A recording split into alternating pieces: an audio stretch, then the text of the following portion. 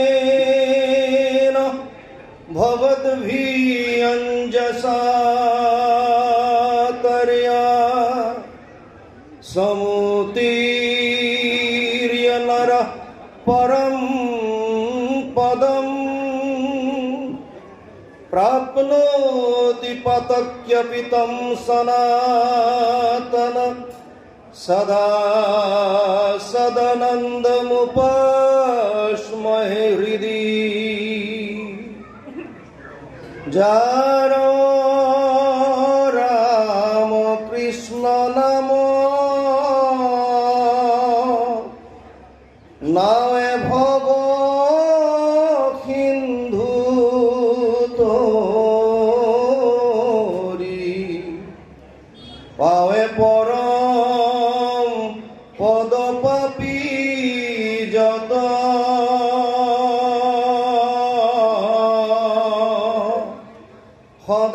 सदानंद सनातन हेन कृष्ण सदा उपासना करो हृदयत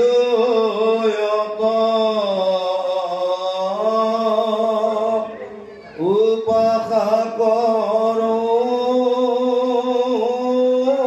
हृदयत।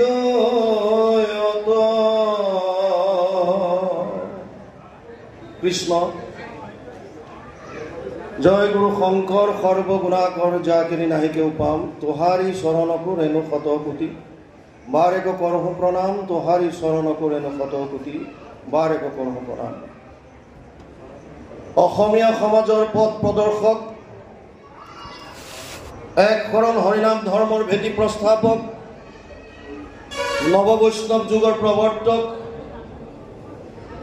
জগতগুৰু শ্ৰীমন্ত শংকৰদেৱৰ শ্ৰীচৰণত প্ৰণিপাত জনাই যশোৱাৰ লাল কংসৰ কাল নন্দন নন্দন উদ্ধৱৰ বন্দন গোপিনীৰ মন দৈৱকীৰ ধন গোৱালৰ গোপাল আৰু ভকতৰ কৃপাল স্বৰূপ সৰ্বজ্ঞ সৰ্বব্যাপ্ত সৰ্বাশ্ৰয় সৰ্বশক্তিমান পৰম পুৰুষ পৰমানন্দ পৰমেশ্বৰ পৰম কৃপালু ভগৱান কৃষ্ণৰ পাদপংকজত সাষ্টাংগিক প্ৰণাম জনায় বৈকুণ্ঠৰ কল্পতৰু নাম বস্তুভাগক সাৰোগত কৰি দেৱৰো দুৰ্লভ নৰতনুধাৰী ডিব্ৰুগড় জিলাৰ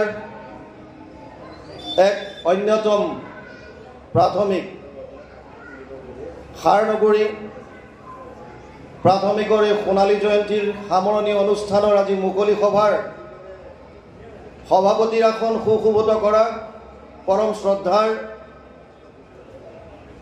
বিপ্লৱ শইকীয়া বাপজনা খুব সুন্দৰ সাৱলীল উদ্বোধনী ভাষণেৰে আজিৰ এই সভা মুকলি কৰা উদ্বোধক বাপ ডাঙৰীয়া আজি মঞ্চ মুকলি কৰা থিয় নামৰ যিটো দল খুব সুন্দৰভাৱে তেওঁলোকে প্ৰদৰ্শন কৰিছে সমস্ত আই কণমানি বৃষ্টি গগৈ আইগৰাকী যি গুৰুজনাৰ অন্যতম সৃষ্টি বৰগীত ভাগি পৰিৱেশন কৰিছে এই মঞ্চত উপবিষ্ট হৈ থকা শ্ৰীমন্ত শংকৰদেৱ সংঘৰ এই জিলাৰ সভাপতি সম্পাদক প্ৰাক্তন সভাপতি সম্পাদককে মুখ্য কৰি মঞ্চত উপবিষ্ট জ্ঞানী গুণীজন বিভিন্ন শাখাৰ বিভিন্ন পদত অধিষ্ঠিত হৈ থকা বিষয়ববীয়া সমস্ত আৰু বিশেষভাৱে মঞ্চৰ সন্মুখত আজিৰ এই শোভাবৰ্ধন কৰা মোৰ পৰম শ্ৰদ্ধাৰ বাপ বান্ধৱ আই মাতৃ যুৱক যুৱতী প্ৰমুখ্যে শিশুসকলৰ শৰীৰত নিৰ্বিৰাজমান দিব্য আত্মাক অন্তৰৰ পৰা সেৱা জনাই আমাক দিয়া দায়িত্বভাৰ পালন কৰিবৰ বাবে আপোনালোকৰ ওচৰত আমি থিয় হৈছোঁ।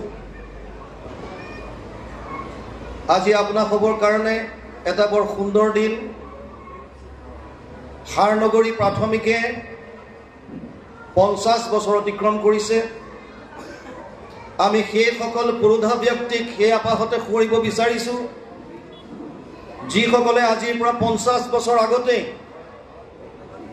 গুৰুজনাৰ সত্য আৰু শুদ্ধ এক শৰণ হৰিনাম ধৰ্মক উপলব্ধি কৰিব পাৰিছিল, অনুধাৱন কৰিব পাৰিছিল আৰু তেওঁলোকে ইয়াত এক শৰণ হৰিনাম ধৰ্মৰ এটা বীজ ৰোপণ কৰিছিল আৰু যাৰ ফলস্বৰূপে আজি আপোনালোকে দেখা পাইছে কি সুন্দৰভাৱে এই অনুষ্ঠানটি আপোনালোকে পালন কৰিছে, উদযাপন কৰিব পাৰিছে। আমি সেইসকল দূৰদৰ্শীৰ যিসকল কায়িকভাৱে হয়তো আমাৰ মাজত নাই আৰু যিসকল আছে সকলোৰে শ্ৰীচৰণত আমাৰ শ্ৰদ্ধা ভৰা সেৱা নিবেদিছোঁ। জয় জয়তে আমি সেইসকলক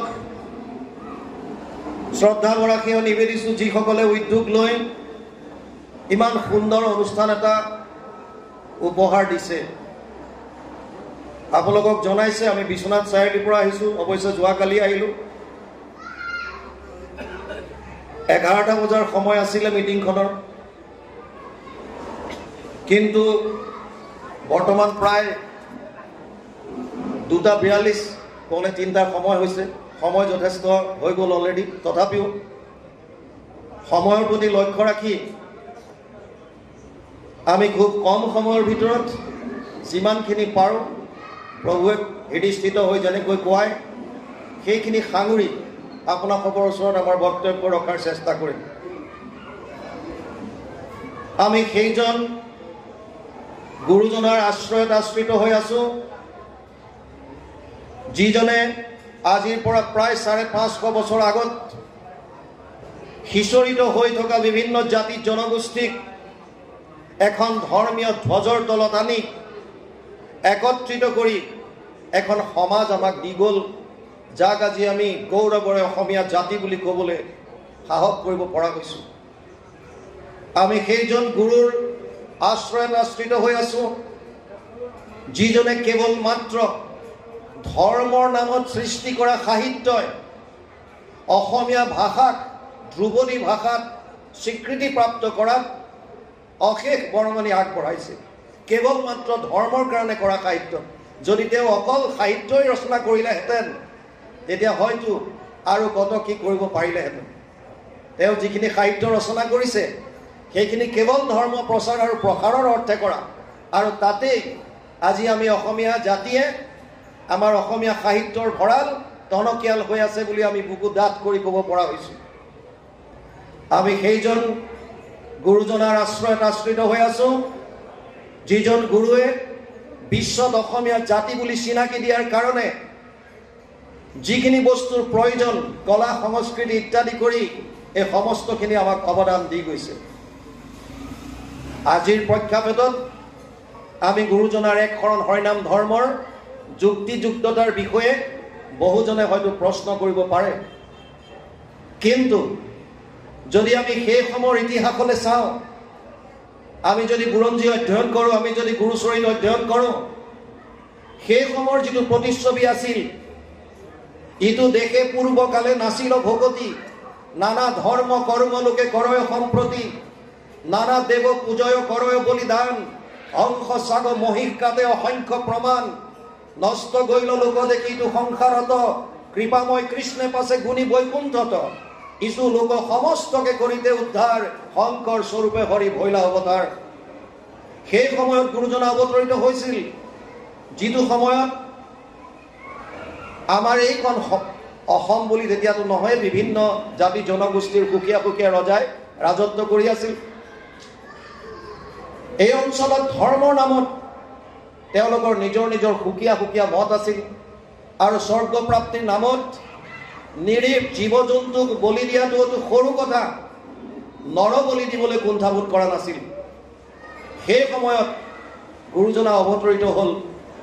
বহুতে ক'ব খোজে শ্ৰীমন্ত শংকৰদেৱে তীৰ্থ ভ্ৰমণ কৰি অহাৰ পাছত এক শৰণ হৰিনাম ধৰ্মৰ খুঁটি পুতিছিল, কাৰণ তেওঁলোকে ক'ব বিচাৰে যে গুৰুজনাই তীৰ্থ ভ্ৰমণত গৈ বিভিন্নজন জ্ঞানী গুণী বৈষ্ণৱৰ লগত আলোচনা কৰি তেওঁলোকৰ পৰা জ্ঞান লৈ আহি এক শৰণ হৰিনাম ধৰ্ম প্ৰৱৰ্তন কৰিছিল। ই সম্পূৰ্ণ মিছা। 12 বছৰ বয়সত মহেন্দ্ৰ কন্দলীৰ টোলত ভৰ্তি কৰাই দিয়া কণমানি শিশুটোৱে কেৱল মাত্ৰ 6 বছৰৰ ভিতৰত সমস্ত শাস্ত্ৰ সাং কৰি 19 বছৰ বয়সত চিহ্ন যাত্ৰা ভাওনাৰ দ্বাৰাই তেওঁ এক শৰণ হৰিনাম ধৰ্মৰ কুটি পুটি জগতক জাননী দিছিল যে ধৰ্ম কৰিবৰ কাৰণে নিৰীহ প্ৰাণীৰ বলি দিয়াটো কোনো প্ৰয়োজন নাই, আমি অহিংসাভাৱে ঈশ্বৰ প্ৰাপ্তি কৰিব পাৰোঁ। আৰু সেইজন ঈশ্বৰক গুৰু হিচাপে পাই তেওঁৰ আদৰ্শৰে চলিবলৈ পোৱাটো আমাৰ কাৰণে গৌৰৱৰ বিষয়। আপোনালোকক ধন্য মানিছোঁ যিসকলে ধৈৰ্য সহকাৰে এতিয়াও এই সভাখনত উপস্থিত আছে। যদিও প্ৰথম অৱস্থাত যিমানখিনি আছিল তাৰ হয়তো বহুত যাবলগীয়া হৈছে, হয় ৰাতিপুৱাতে আহিছে ভাগৱত ভ্ৰমণৰ পৰা ইত্যাদি কৰি বিভিন্ন অনুষ্ঠানত আপোনালোকে অংশগ্ৰহণ কৰিছে। আৰু আপোনালোকে জানে আমি ফৌজি মানুহ আছিলোঁ, গতিকে সময়ৰ প্ৰতি অলপ সজাগ। ইফাল সিফাল হ'লে অকণমান দিগদাৰ লাগে। তথাপিও প্ৰথমতে বুজি লওঁ এক শৰণ হৰিনাম ধৰ্মটো আচলতে কি, আৰু এই এক শৰণ হৰিনাম ধৰ্মৰ যুক্তিযুক্ততা ক'ত। আজি বহুত ছ'চিয়েল মিডিয়াৰ যুগ বৰ্তমান। বহুতে ছ'চিয়েল মিডিয়াত প্ৰশ্ন অৱতৰণ কৰে যে গুৰুজনাই যিটো ধৰ্ম দি গৈছে এইটো সত্য শুদ্ধ নহ'ব পাৰে, কাৰণ বেলেগ বেলেগ গ্ৰন্থত আমি যিটো কৰি আহিছোঁ যাগ যজ্ঞ পূজা পাতল বলি বিধান এইবিলাকো লিখা আছে। কোনেও মানা কৰা নাই লিখা নাই বুলি। সত্য আগম শাস্ত্ৰ যদি আমি অধ্যয়ন কৰোঁ তেতিয়াহ'লে সেইবিলাক পাব। তাৰ উদাহৰণ বেলেগলৈ যোৱাৰ প্ৰয়োজনে নাই। মহাপুৰুষ মাধৱদেৱ ঘোৰ এজন শাক্ত আছিল। মহাপুৰুষ মাধৱদেৱ ঘোৰ এজন শাক্ত আছিল। গুৰুজনাক লগ নোপোৱালৈকে তেওঁ এইবিলাক কথাই বিশ্বাস কৰিছিল। তেওঁ বন্দুকৰ পৰা আহি থাকোঁতে বন্দুকাৰ পৰা যেতিয়া বাটত গম পাইছিল মাতৃ নৰিয়াত পৰিছে, আৰু তেতিয়া তেওঁ দেৱী মাক প্ৰাৰ্থনা কৰিছিল, হে দেৱী মা মোৰ মাতৃক আৰোগ্য কৰি দিয়া, মই তোমাৰ চৰণত এযোৰ পাঠা ছাগলী উৎসৰ্গা কৰিম। আৰু ঘৰলৈ আহি যেতিয়া গম পাইছিল মাকৰ নৰিয়া ভাল হ'ল, আৰোগ্য হ'ল, ভনী জোৱাই ৰামদাসক কৈছিল ছাগলী দুটা অনাৰ কথা। ৰামদাসে ইতিমধ্যে গুৰুজনাৰ চৰণত আশ্ৰিত হৈছে, গতিকে তেওঁ আনি দিয়া নাছিল। আৰু শাৰদীয় পূজা ওচৰ চপাত মাধৱ পুৰুষৰ খং উঠিছিল আৰু ক্ৰোধৰ ভমকত কৈছিল, হকুৰা কুচিয়াৰ বুদ্ধিত পাগল, কিয় আনি নিদিয় পূজাৰ ছাগল। আৰু ভনী জোঁৱাইক ৰামদাসক উত্তৰ দিছিল, আমাৰ আগত দেখাও হ'ব ৰচোত, শংকৰক লগ পাইলে হৈবি লোটফুট।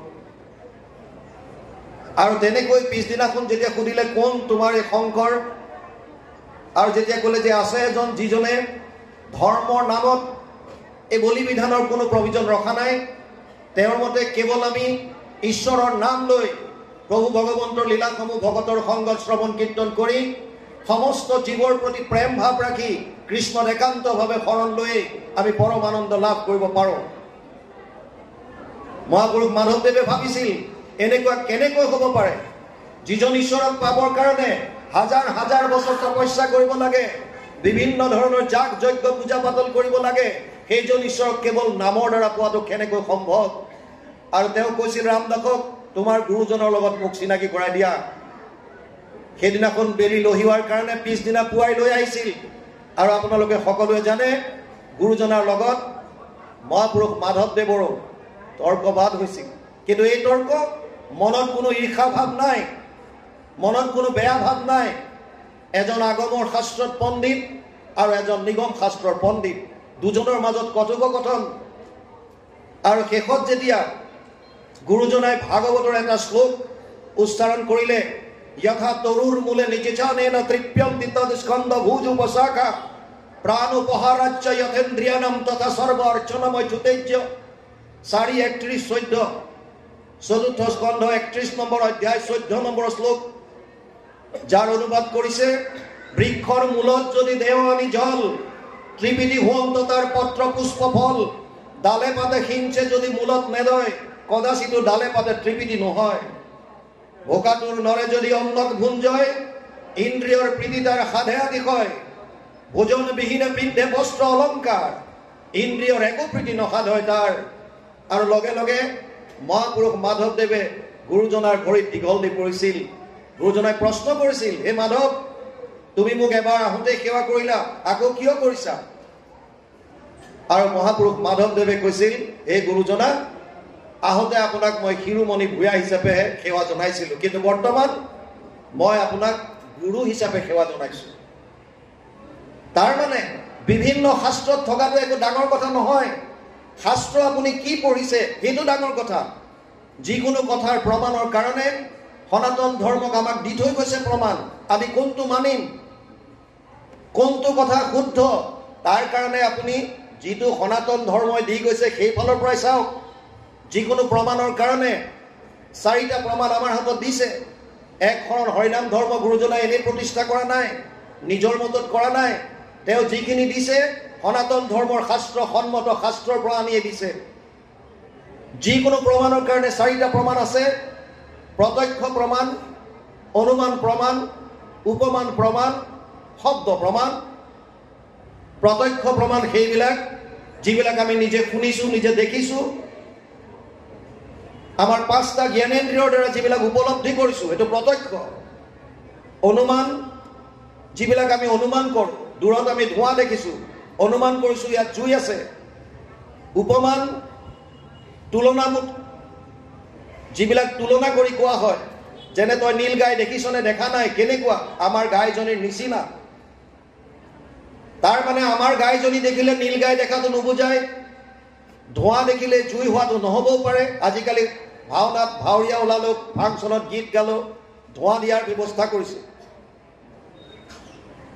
আৰু প্ৰত্যক্ষ প্ৰমাণো মিছা হ'ব পাৰে দ্ৰোণাচাৰ্যই নিজ কৰ্ণৰ দ্বাৰা শুনিছিল কাৰ পৰা যুধিষ্ঠিৰৰ পৰা অশ্বত্থামা হত কিন্তু এই সত্য যদিও আছিল আংশিক সত্য আছিল অশ্বত্থামা হত ইতি গজটো শুনিবলৈ নাপালে যিজনৰ আশ্ৰয়ত পঞ্চপাণ্ডৱ আছে তেওঁ ইংগিত কৰি দিলে ঢাক ঢোল মৃদংগ সব বজাই দিলে দ্ৰোণাচাৰ্যই আধাটো নুশুনিলে শুনিলে কি অশ্বত্থামা হত আৰু তেওঁ নিজে ভাবি ল'লে অশ্বত্থামা হত মানে মোৰ পুত্ৰৰ মৃত্যু হ'ল ধনুষৰ পেলাই দিলে নিজ কৰ্ণই শুনা কথাটো সত্য নহয় অশ্বত্থামা হত সত্য কিন্তু অশ্বত্থামা নামৰ হাতী অশ্বত্থামা মানে দ্ৰোণাচাৰ্যৰ পুত্ৰ মৃত্যু হোৱাটো সত্য নাছিল তাৰ মানে প্ৰত্যক্ষ প্ৰমাণো আমাৰ মিছা হ'ব পাৰে অনুমান প্ৰমাণ গ্ৰহণযোগ্য নহ'ব পাৰে উপমান প্ৰমাণ গ্ৰহণযোগ্য নহ'ব পাৰে তেতিয়া আমাৰ হাতত এটাই মাত্ৰ প্ৰমাণ থাকে এইটোৱে হৈছে শব্দ প্ৰমাণ বা শাস্ত্ৰৰ প্ৰমাণ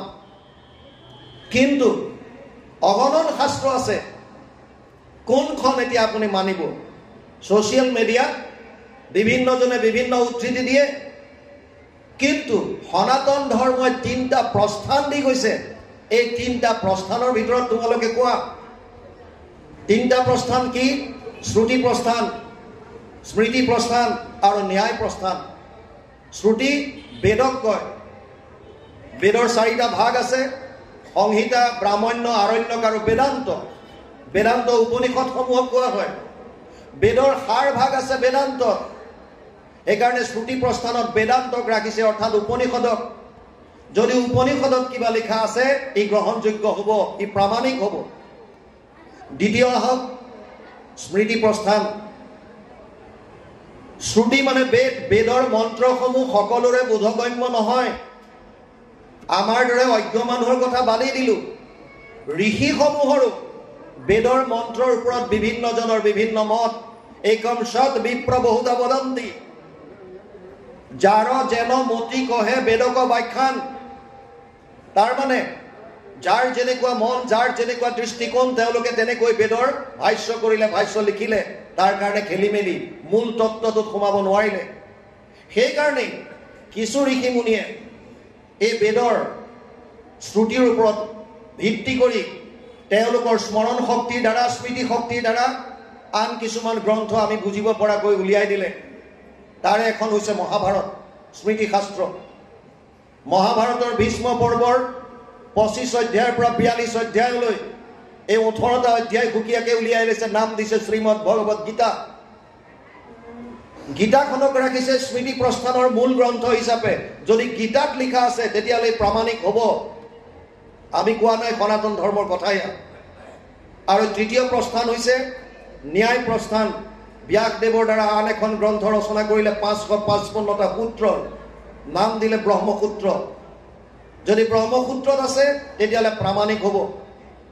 এতিয়া আপোনালোকে চাওক, যিজন ব্যাসদেৱে বেদান্তৰ বিস্তাৰ কৰিছে, বেদৰ বিস্তাৰ কৰিছে, সেইজন ব্যাসদেৱে ভাগৱতত লিখিছে সৰ্ব বেদান্ত সাৰম হি শ্ৰী ভাগৱতম ইষ্যতে 12, 13, 15 দ্বাদশ স্কন্ধ ত্ৰয়োদশ অধ্যায় 15 নম্বৰ শ্লোকত লিখি থৈ গ'ল। কি লিখিলে? সমস্ত বেদান্ত সাৰ মহাভাগৱত শাস্ত্ৰ। অনুবাদ কৰিছে মহাপুৰুষ মাধৱদেৱে তেওঁৰ ঘোষাত 18 নম্বৰ পদ জোকাত। তাৰমানে সমস্ত বেদান্তৰ সাৰ হৈছে ভাগৱত। গতিকে শ্ৰুতি প্ৰস্থান যদি বেদান্ত হয়, বেদান্তৰ সাৰ তেতিয়াহ'লে ভাগৱত।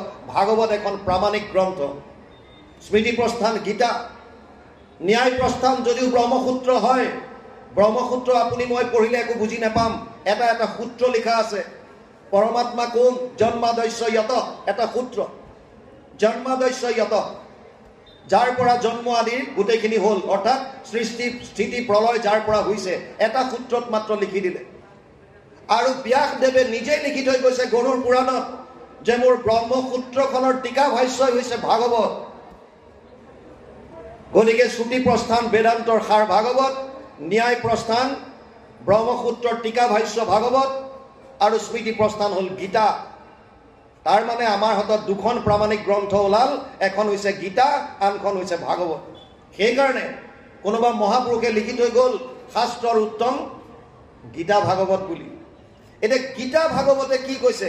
যদি তৰ্ক কৰিবলগীয়া আছে, শাস্ত্ৰৰ ওপৰত যদি আমি আলোচনা কৰিবলগীয়া আছে, তেতিয়াহ'লে শাস্ত্ৰৰ উত্তম গ্ৰন্থ দুখনত কৰক, গীতা আৰু ভাগৱত। গীতাই কি কৈছে? 700 শ্লোকৰ গীতা। এটা মাত্ৰ শ্লোক ধৃতৰাষ্ট্ৰই আৰম্ভ কৰি দিছে। ধৰ্মক্ষেত্ৰে কুৰুক্ষেত্ৰে সমবেত যুয়োৎসৱঃ মামকা পাণ্ডৱ চৈব কিম অকুৰ্বত সঞ্জয়। সঞ্জয়ে সুধিছে, ধৃতৰাষ্ট্ৰ অন্ধ, নিজে দেখা নাপায়।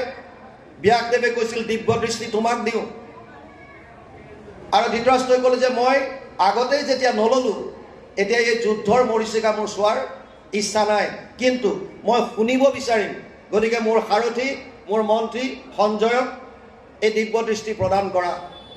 আৰু সঞ্জয়ক তেতিয়া দিব্য দৃষ্টি দিলে।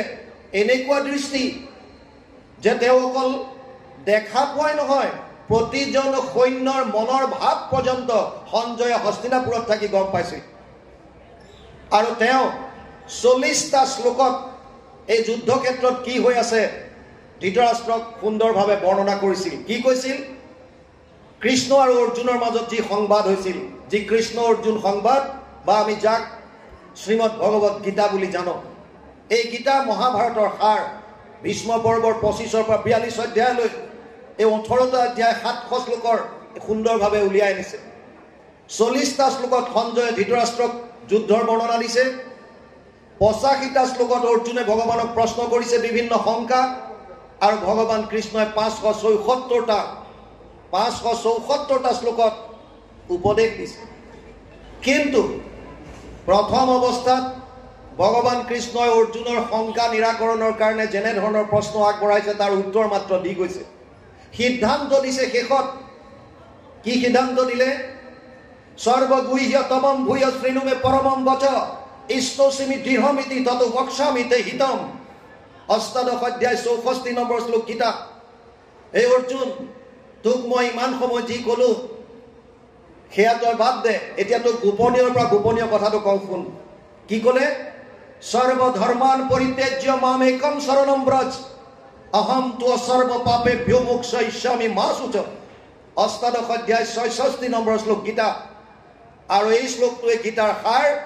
ইয়াৰে অনুবাদ আমাৰ গুৰুজনাই ভাগৱতত উপদেশত দিছে, সৰ্বধৰ্ম এৰি এক শৰণ সাক্ষাৎ সুদৃঢ় বিশ্বাসে সখী লৈকো আমাক নকৰিবা ভয় হেৰা কৰ অংগীকাৰ সমস্ত পাপত মই কৰিব নিস্তাৰ।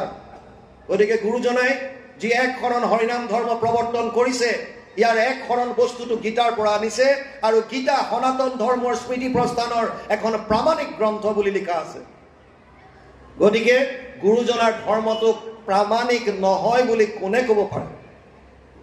এক শৰণ বস্তু আনিছে গীতাৰ পৰা, গীতা স্মৃতি প্ৰস্থানৰ মূল গ্ৰন্থ, আৰু তাতেই লিখা আছে যে চব বাদ দি মোৰ ওচৰত আহা। দ্বিতীয়খন গ্ৰন্থ হৈছে ভাগৱত। গুৰুজনাৰ ধৰ্ম এক শৰণ হৰিনাম ধৰ্ম, এক শৰণ হৰি নাম ধৰ্ম কহু ৰাজা কৰো পৰকা। মহাপুৰুষ মাধৱদেৱে নামাকৰণ কৰিছে এক শৰণ হৰিনাম ধৰ্ম বুলি। হৰিনাম ধৰ্ম যদিও আমি কওঁ যে নাম বস্তু ভাগ পদ্ম পুৰাণৰ সহস্ৰ নামৰ পৰা আনিছে, আৰু গুৰুজনাই ভকতৰ সৎসংগ, এই সৎসংগ আনিছে ভাগৱতৰ পৰা, সত্য শুদ্ধ, ইয়াত কোনো মানা নাই। কিন্তু আমি যদি শাস্ত্ৰৰ উত্তম দুখন গ্ৰন্থ বুলিয়ে ভাবো গীতা আৰু ভাগৱত, এতিয়া গীতাৰ পৰা যিহেতুকে এক শৰণ আনিছে, হৰিনাম ধৰ্ম ভাগৱতত আছেনে নাই চাওক।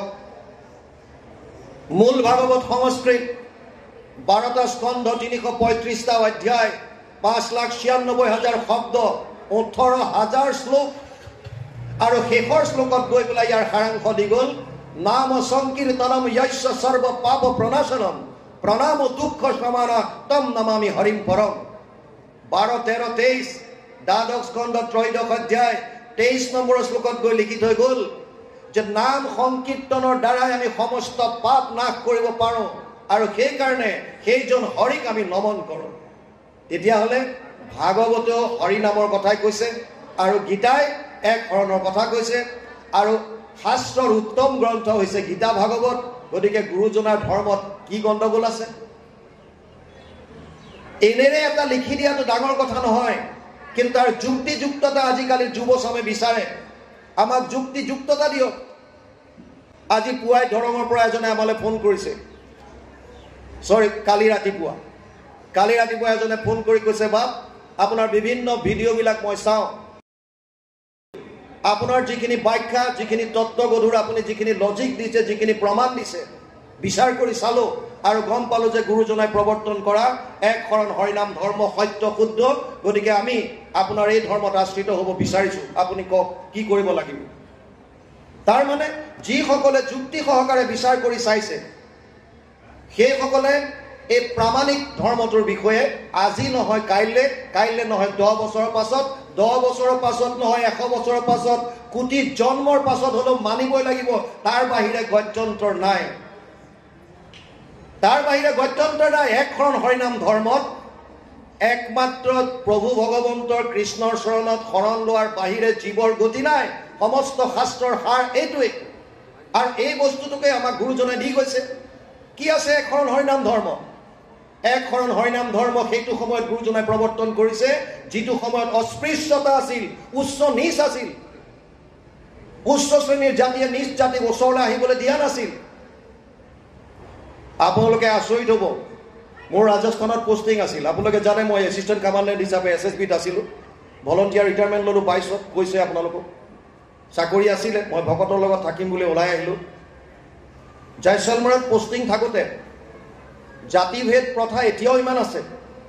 উচ্চ জাতিৰ ঘৰৰ সন্মুখেদি নিজ জাতিৰ যদি এজন মানুহ যাবলগীয়া হয়, তেওঁ চেণ্ডেলযোৰ পিন্ধি যাব নোৱাৰে, খুলি যাব লাগে। এনেকুৱা জাতি প্ৰথা, আৰু আমাৰ অসমতো তেনেকুৱা আছিল। কিন্তু ভগৱান কৃষ্ণই গীতাত অৰ্জুনক কৈছে, মই এইবিলাকৰ কাৰণে জাতি সৃষ্টি কৰা নাছিলোঁ। ব্ৰাহ্মণ ক্ষত্ৰিয় বিষম শূদ্ৰানাম চ পৰম তপ কৰ্মাণি প্ৰবিভক্তানি প্ৰভাৱ স্বভাৱেৰ গুণেই। 8শ অধ্যায় 41 নম্বৰ শ্লোকত লিখিছে, হে অৰ্জুন, মই ব্ৰাহ্মণ ক্ষত্ৰিয় শূদ্ৰ আৰু বৈশ্য তেওঁলোকৰ কৰ্মৰ ওপৰত বিভাজন কৰি মই নিৰ্মাণ কৰিছিলোঁ, সৃষ্টি কৰিছিলোঁ। যিসকল ব্ৰাহ্মণ সম দম তপ শৌচম শান্তি আৰ্জৱমেবচ জ্ঞান বিজ্ঞানম আস্তিক্যম ব্ৰহ্মকৰ্ম স্বভাৱজম।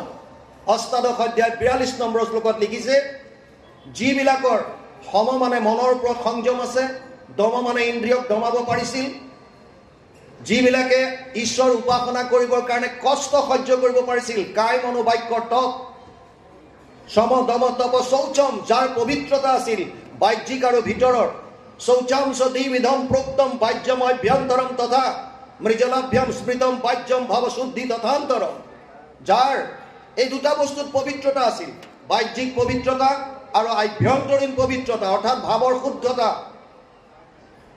সম দম তপ শৌচম শান্তি ক্ষমাভাৱ যাৰ আছিল, যিসকলে নিজৰ অপৰাধ হলে যাৰ ওচৰত অপৰাধ কৰিছে তেওঁলোকৰ ওচৰত ক্ষমা খুজিবলৈ কোনো ধৰণৰ দ্বিধাবোধ কৰা নাছিল, তেওঁলোকে ক্ষমা খুজিব পাৰিছিল, আৰু যদি কাৰোবাক ক্ষমা কৰিব লাগে তেওঁলোকে কৰি দিব পাৰিছিল। আৰ্যমম সৰল অন্তৰৰ যিসকল আছিল, যিসকলে জ্ঞান লৈছিল, আৰু অকল জ্ঞান লোৱাই নহয়, সেই জ্ঞানখিনিক আচৰণত আনিছিল, বিজ্ঞান প্ৰেক্টিকেল। আৰু তেওঁলোক আছিল ঈশ্বৰমুখী। এই 9টা গুণ যাৰ আছিল তেওঁলোকক ব্ৰাহ্মণ নাম দিয়া হৈছিল। ব্ৰাহ্মণৰ মূল দায়িত্ব আছিল তেওঁলোকে জ্ঞান অৰ্জন কৰিব আৰু বাকী 3টা শ্ৰেণীক তেওঁলোকে জ্ঞান দিব। কিন্তু কালৰ সোঁতত আমি জন্মগতভাৱে জাতি নিৰ্বাচন কৰা হলো, আমি জাতিগত, আমি জন্মৰ দ্বাৰা জাতি নিৰূপণ কৰা হলো। ক্ষত্ৰিয়সকলৰ কাৰণে লিখা আছে শৌৰ্য তেজ ধৃতিৰ দক্ষ যুদ্ধে চাপি অপলায়নম দানম ঈশ্বৰ ভাৱজ্য ছাত্ৰ কৰ্ম স্বভাৱজম। অষ্টাদশ অধ্যায় 43 নম্বৰ শ্লোকত লিখিছে ক্ষত্ৰিয়সকল তেওঁলোক শৌৰ্য তেজ বীৰ্য বল বিক্ৰম থকা, যুদ্ধত পলায়ন নকৰা, দানী অভিভাৱকৰ দৰে তেওঁলোকে কৰ্ম কৰিছিল। বাকী 3টা জাতিৰ ৰক্ষণাবেক্ষণৰ দায়িত্ব যোনে লৈছিল সেইসকলক ক্ষত্ৰিয় নাম দিছিল। কৃষি গোৰক্ষ বাণিজ্যম বৈশ্য কৰ্ম স্বভাৱজম পৰিচাৰ্যাত্মকম কৰ্ম শূদ্ৰ চাপি স্বভাৱজম। অষ্টাদশ অধ্যায় 43 নম্বৰ শ্লোকত লিখিছে যিসকলে কৃষি কৰিছিল, বাণিজ্য কৰিছিল, গো পালন কৰিছিল, আৰু বাকী 3টা শ্ৰেণীৰ খাদ্যৰ যা যোগাৰ কৰিব পাৰিছিল বা কৰি দিছিল, সেইসকলক বৈশ্য নাম দিছিল। আৰু যিসকলে এই বাকী 3টা শ্ৰেণীক কায়িকভাৱে সেৱা আগবঢ়াইছিল তেওঁলোকক শূদ্ৰ দিছিল। ইয়াত কোনো ডাঙৰ ওপৰ শ্ৰেণী তল শ্ৰেণী কথা নাই, কৰ্মৰ ওপৰত বিভাজন কৰা হৈছিল ইয়াত। কিন্তু কালৰ সোঁতত আমি উচ্চ নিজ জাতিভেদ কৰা হলো। আৰু গুৰুজনাই আজিৰ পৰা আপোনালোকে অনুমান কৰক, এইবাৰ আমি 576 সংখ্যক তেওঁৰ আৱিৰ্ভাৱ মহোৎসৱ জাক জমকতাৰে গোটেই অসমত পালন কৰা হৈছে। কিন্তু গুৰুজনাই ধৰি লওক আজিৰ পৰা 550 বছৰ আগত য'ত এই জাতিভেদ বহুত বেছি আছিল, সেইখন সময়তে তেওঁ ঘোষণা দিলে এক শৰণ হৰিনাম ধৰ্মত কোনো জাতিভেদ নাই, উচ্চ নিচ জাতিভেদ কথা নাই, সমস্তৰে অধিকাৰ আছে। বাক্য কৰ্ণ মন মুখ আছে মানে যাৰ হৰি ভগতিত সমস্তৰে অধিকাৰ। আৰু তেওঁ আমাক অৱদান দি গ'ল নামঘৰৰ। আপোনালোকে জানি আচৰিত হ'ব, এনেকুৱা কোনো উপাসনা গৃহ নাই যি গৃহত 3ফালে ৱাল নাইকিয়া, কভাৰ্ড নহয়। যিমান মঠ মন্দিৰ, যিমান উপাসনাস্থলী আছে আপোনালোকে চাওক, নামঘৰৰ লগত কাৰো মিল নাপাব। কিয়? গুৰুজনাই কিয় 3ফালে ৱাল নেমাৰিলে? 3ফালে খোলা কিয় ৰাখিলে? এফালে মাত্ৰ বন্ধ কৰিছে যিফালে আসন থাকে, বাকী 3টা ছাইড খোলা কিয় দিলে? কাৰণ ইয়াত সকলো আহিব পাৰে, সকলোৰে অধিকাৰ আছে। উচ্চ নিচ জাতি ভেদ ধনী দুখীয়া কোনো ধৰণৰ ভেদ ভাৱ নাই ৰখা। তেওঁ উবা নৰলোক হৰি ভজিউক বুলি সমস্ত বিশ্ব মানৱৰ কাৰণে এই ধৰ্ম আগবঢ়াই দিলে। তেওঁ কোৱা নাই যে এইটো কেৱল ব্ৰাহ্মণৰ কাৰণে, তেওঁ কোৱা নাই এইটো কেৱল আহোম সম্প্ৰদায়ৰ কাৰণে, তেওঁ কোৱা নাই এইটো কেৱল কলিতাৰ কাৰণে, কেৱল কোচ জাতিৰ কাৰণে, কাকো কোৱা নাই। তেওঁ কৈছে উবা নৰলোক, এই সমস্ত মানৱ জাতি সকলোৰে তোমালোকৰ অধিকাৰ আছে। আহা, এক শৰণ হৰিনাম ধৰ্মৰ মূল তত্ত্ব ইয়াত সমস্তৰে অধিকাৰ আছে। দ্বিতীয়, উচ্চ নিচ জাতি ভেদ ধনী দুখীয়া ইয়াত একো নাই। আমি যেতিয়া নামঘৰত আসন লওঁ সকলো সমানে বহিব লাগে, বিশিষ্টভাৱে কাৰো কাৰণে ইয়াত আসন ৰেডি কৰি থোৱা নহয়, চব একে। কাৰোবাৰ নাম প্ৰস্তাৱ হ'ব, আপুনি আজি নাম ভাগ চলাওক, তেওঁ নামৰ আসনত বহিব। কাৰোবাৰ নাম প্ৰস্তাৱ হ'ব, আপুনি আজি পাঠ ভাগ চলাওক, তেওঁ পাঠ চলাব। বিশিষ্টভাৱে আৰক্ষিত আসন আমাৰ নামঘৰ সংস্কৃতিত নাই। যোৱাবাৰ গুৰুজনাৰ আৱিৰ্ভাৱ মহোৎসৱত আমি গুজৰাটত গৈছিলোঁ, অসমৰ পৰা আমাক নিমন্ত্ৰণ দিছিল নিৰ্দিষ্ট বক্তা হিচাপে, আৰু তেওঁলোকে আমাক অকণমান সময়ৰ কাৰণে মহাত্মা গান্ধীৰ সবৰমতী আশ্ৰমলৈ লৈ গৈছিল। আমি আশ্ৰমত গৈ মহাত্মা গান্ধীৰ এটা উক্তি তাত লিখি থোৱা আছে, তেওঁৰ নিজৰ ভাৱ সুন্দৰভাৱে প্ৰিণ্ট কৰি এঠাইত লিখা আছে, আমি তাত পঢ়ি চালোঁ। মহাত্মা গান্ধীয়ে লিখি থৈছিল, মই মোৰ ঘৰৰ খিৰিকীবিলাক খোলা ৰাখিব বিচাৰোঁ, মই মোৰ ঘৰটোৰ ৱালবিলাক নোহোৱা হোৱাটো বেছিকৈ বিচাৰোঁ। কিয়?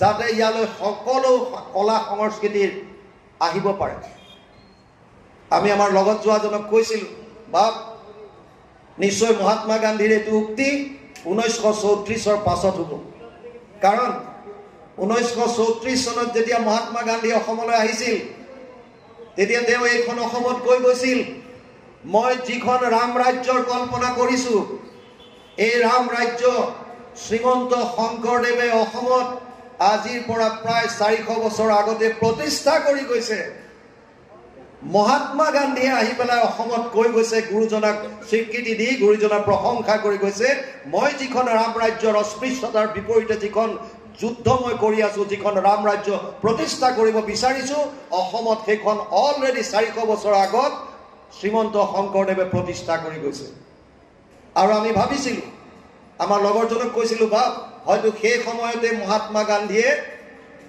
নামঘৰৰ যিটো কনসেপ্ট বা আৰ্হি এইটো হয়তো বুজি লৈছিল কাৰণ নামঘৰে এনেকুৱা এখন উপাসনাৰ থলী য'ত তিনটা সাইড সম্পূৰ্ণৰূপে খোলা থাকে অকল উপাসনাৰ নহয় আমি প্ৰায় জেগাত কৈছো এনেকুৱা এটা অৱদান গুৰুজনাই দি গ'ল যে ইয়াত আমাৰ সমাজৰ সকলোবিলাক ইভেন বিচাৰ বিবেচনা এই নামঘৰৰ মাজত হয় আমি ইয়ালৈকো বিশ্বাস কৰোঁ কোনোবা এজনে যদি কৈ দিয়ে যে কিবা এটা কথা মনা নাই মতবিৰোধ ঘটিছে আমি ইয়ালৈকো বিশ্বাস কৰোঁ যে তুমি কেৱল গুৰু আসনলৈ চাই পেলাই এবাৰ কৈ দিয়া এইটো কথা নাই কোৱা বুলি আমি মানিলো আমাৰ ইমান বিশ্বাস গুৰু আসনৰ প্ৰতি এতিয়াও সেইটো চলি আছে কিবা এটা কৰবাত হলে আমি কওঁ যে ঠিক আছে আমি নামঘৰতে গৈ পেলাই আগবঢ়াই দিম আৰু যি কৰে প্ৰভুৱে কৰিব ইমান বিশ্বাস আমাৰ আছে এই বিশ্বাস কোনে দি গৈছে প্ৰতিজন অসমীয়াৰ হৃদয়ত এই বস্তুটো আমাক দি গ'ল গুৰুজনাই আৰু আমি অকৃতজ্ঞ আমি গুৰুজনাক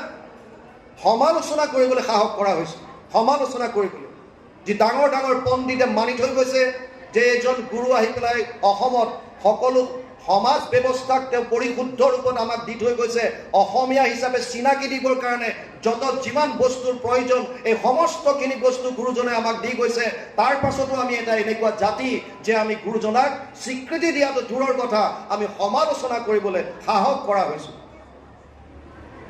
গুৰুজনাৰ এক শৰণ হৰিনাম ধৰ্মত তৃতীয় বিশেষত্ব আহিছে এক ঈশ্বৰবাদ আজি আমাৰ সমাজ বিভ্ৰান্তিত ঘূৰি আছে কোনজন দেৱতাক পূজা কৰিব কোনজন দেৱতাৰ ওচৰত যাব কিন্তু গীতা ভাগৱত শাস্ত্ৰৰ উত্তম দুখন গ্ৰন্থ যদি আমি মেলি চাওঁ আমি নিজেই গম পাওঁ গীতাত ভগৱান কৃষ্ণই নিজ মুখে কৈ কৈছে যে সব বাদ দি মোৰ ওচৰত মানে বাকি দেৱ দেৱতাক বাদ দি পেলাই কেৱল মাত্ৰ কৃষ্ণৰ চৰণত যদি আমি শৰণ লওঁ তেতিয়াই আমি আমাৰ যিটো লক্ষ্য যিটো পৰমানন্দ প্ৰাপ্তিৰ আমাৰ ইচ্ছা আমি এইটো লাভ কৰিব পাৰিম আজি যুৱচামক প্ৰমাণ লাগে হয় শুদ্ধ সত্য কথা সব কোৱালিফাইড আমি কওঁ যেনেকৈ ৰ'দ সূৰ্যৰ ৰশ্মি সিঁচৰিত হৈ থাকে আমি সহ্য কৰিব পাৰোঁ এই সূৰ্যৰ ৰশ্মিক যেতিয়া মেগনিফাইং গ্লাছ দি পেলাই ধাৰণ কৰা হয় আৰু মেগনিফাইং গ্লাছৰ ভিতৰেদি যদি সূৰ্যৰ ৰশ্মি প্ৰক্ষেপণ কৰা হয় তাত যদি অকণমান শুকান ঘাঁহ থৈ দিয়ে আপোনালোকে দেখা পাব যে মেগনিফাইং গ্লাছৰ ভিতৰেদি অহা সূৰ্যৰ ৰশ্মি কেন্দ্ৰীভূত হৈ এই শুকান ঘাঁহখিনি জ্বলাই দিব পৰা ক্ষমতা আহে আমাৰ মনলৈ 24 ঘণ্টাত 1200 পৰা 60,000 চিন্তা আহে আৰু বিভিন্ন দেৱ দেৱতাক যেতিয়া আমি কথা চিন্তা কৰিম বা পূজা সেৱা আগবঢ়োৱাৰ কথা চিন্তা কৰিম সময়ত আপুনি কোনজনৰ নাম ল'ব কাৰ কথা স্মৰণ কৰিব কোন কাক কাক মনত ৰাখিব আৰু সেই কাৰণে একক বিশ্বাস কৰাৰ কথা ক'লে তাকো কোনো ভিত্তিহীন কোনো লজিক নোহোৱাকৈ কোৱা নাই স্মৃতি প্ৰস্থানৰ মূল গ্ৰন্থ গীতা আৰু শ্ৰুতি প্ৰস্থান আৰু ন্যায় প্ৰস্থানৰ মূল গ্ৰন্থ ভাগৱত এই গীতা আৰু ভাগৱতে আমাক চিনাকি কৰাই থৈ গৈছে ভগৱান কৃষ্ণই নিজ মুখে অৰ্জুনক কৈছে হে অৰ্জুন মত্ত পৰতৰম নান্যত কিঞ্চিৎ অস্তি ধনঞ্জয় মই সৰ্বমিদম প্ৰথম সূত্ৰে মণিগণায়ব সপ্তম অধ্যায় 7 নম্বৰ শ্লোকত ভগৱান কৃষ্ণই নিজ মুখে অৰ্জুনক কৈছে হে অৰ্জুন মোতকৈ শ্ৰেষ্ঠ কোনো নাই অকল কোৱাই নহয় আপোনালোকে গীতা অধ্যয়ন কৰিব 10ম অধ্যায়ত বিভূতি যুগ যিমানবিলাক শ্ৰেষ্ঠ বস্তু আছে সকলোতে লিখা আছে এয়া সব মই আৰু একাদশত তেওঁ বিশ্বৰূপ দৰ্শন কৰাই দেখুৱাই দিলে সমস্ত জগত মোৰ শৰীৰত বিদ্যমান। সেইজন ঈশ্বৰ আমাক চিনাকি কৰাই থৈ গৈছে গুৰুজনাই, যে তেওঁৰ ওচৰতে যদি আমি শৰণ লওঁ, সেইজনকে যদি আমাৰ আৰাধ্য হিচাপে ৰাখোঁ, আমাৰ আৰু কোনো বেলেগ ফালে যোৱাৰ কোনো প্ৰয়োজন নাই। আমাৰ মনত বিভ্ৰান্তিৰ সৃষ্টি কৰে। আমি দেৱ আৰু ইষ্টদেৱ বা আৰাধ্যদেৱ কোন হ'ব খেলি মেলি লগায়। দেৱ আপোনাৰ জীৱনত বহুত হ'ব পাৰে। আমাৰ জীৱনত যদি কাৰোবাৰ অকণমানো অৱদান আছে, আমাৰ কাৰণে দেৱ হ'ব পাৰে। মোৰ জীৱনত মোৰ মাতৃৰ অৱদান আছে, মাতৃ মোৰ কাৰণে দেৱ, মাতৃ দেৱ হ'ব। পিতৃৰ অৱদান আছে, পিতৃ দেৱতা হ'ব পাৰে, পিতৃ দেৱ হ'ব। দেশখনৰ মোৰ ওপৰত অৱদান আছে, দেশখনক জননীৰ লগত তুলনা কৰিছোঁ আৰু জননীক মাতৃৰ লগত তুলনা কৰা হৈছে। তেনেকৈ গছ গছনি, পশু পক্ষী, গ্ৰহ নক্ষত্ৰ, বিভিন্ন বস্তুৰ আপোনাৰ জীৱনত অৱদান হ'ব পাৰে। কিন্তু আৰাধ্য কোনজন হ'ব? ভাগৱত গীতাত কোনজনক চিনাকি কৰাই দিছে আমাক সেইজন কোৱা। নিমিনৱ সিদ্ধ সংবাদ ঈশ্বৰ তত্ত্ব নিৰূপণ কৰি পিপলায়নে নিমি ৰজাক কৈছে, সৃষ্টি স্থিতি প্ৰলয়ৰ হেতু যিটো দেৱ, পৰম ঈশ্বৰ তাণ্ডবিনে নাহিকেব। স্বপ্ন জাগৰণ যিটো গভীৰ নিদ্ৰাত, সমাধিত সাক্ষী ৰূপে থাকন্ত সাক্ষাৎ। সচেতন কৰা দেহ প্ৰাণ ইন্দ্ৰিয়ক, জীৱক পুঞ্জান্ত নানাবিধ বিষয়ক। পৰমাত্মা বুলি তাক কহে মুনিগণ, এইটো পৰম তত্ত্ব জানিবা ৰাজন। পিপলায়নে কৈছে, এই মহাৰাজ, যিজন আৰাধ্য তেওঁৰ বিষয়ে কওঁ শুনা। যিজনে সৃষ্টি স্থিতি আৰু প্ৰলয়ৰ কাৰণ হিচাপে আছে, হেতু হিচাপে আছে, যিজনৰ কটাক্ষত কোটি কোটি ব্ৰহ্মাণ্ডৰ সংৰচনা হৈছে, যাৰ কৃপাত এই কোটি কোটি ব্ৰহ্মাণ্ডত থকা জীৱসমূহ লালিত পালিত হৈ আছে, যাৰ কটাক্ষত কোটি কোটি ব্ৰহ্মাণ্ড ক্ষণিকতে নাশ হয়, সেইজন ঈশ্বৰৰ ঈশ্বৰ, তেওঁ আমাৰ আৰাধ্য। আৰু কোনজন? যিজনে আমাৰ মনৰ চাৰিওটা অৱস্থাত সাক্ষী ৰূপে আছে। আমাৰ মনৰ চাৰিটা অৱস্থা আছে: জাগ্ৰত, স্বপ্ন, গভীৰ নিদ্ৰা, সমাধি। বৰ্তমান আমি জাগ্ৰত অৱস্থাত আছো। আমাৰ শৰীৰ সক্ৰিয় হৈ আছে, মন সক্ৰিয় হৈ আছে। এই অৱস্থাটোক জাগ্ৰত অৱস্থা বুলি কৈছে। যেতিয়া আমি শুই যাওঁ, কেতিয়াবা কেতিয়াবা আমাৰ শৰীৰটো যদিও নিষ্ক্ৰিয় হৈ যায়, মন যদি সক্ৰিয় হৈ থাকে, মনলৈ বিভিন্ন ধৰণৰ ভাৱ আহে। ভকতসকলে কয়, মন বুদ্ধি লিংগ দেহাৰ লগত বিভিন্ন স্থানত ভ্ৰমণ কৰে। সূক্ষ্ম ৰূপত ইন্দ্ৰিয়বিলাক মন বুদ্ধি অহংকাৰৰ লগত, এই লিংগ দেহাৰ লগত ভ্ৰমণ কৰাৰ কাৰণেই বিভিন্ন ধৰণৰ সপোন আমি দেখা পাওঁ, যাক স্বপ্ন অৱস্থা বুলি কোৱা হয়। তৃতীয় মনৰ অৱস্থা হৈছে গভীৰ নিদ্ৰা। ৰাতি আমি শুই যাওঁ, ধৰি লওক 10টা বজাত শুলে, পুৱা উঠি পেলাই কওঁ যে কালি ৰাতি 10টাত শুলো আৰু গম নাপাওঁ ৰাতিপুৱা 6টাত সাৰ পাইছোঁ। এটা কথা কেতিয়াবা ভাবি চাইছেনে যে ৰাতি মই 10টাত শুই গ'লোঁ, ৰাতিপুৱা 6টাত সাৰ পাইছোঁ, আৰু আপুনি কৈছে যে মই কালি একো গম নাপাওঁ। আপুনি গম নাপাওঁ বুলি কেনেকৈ গম পালে?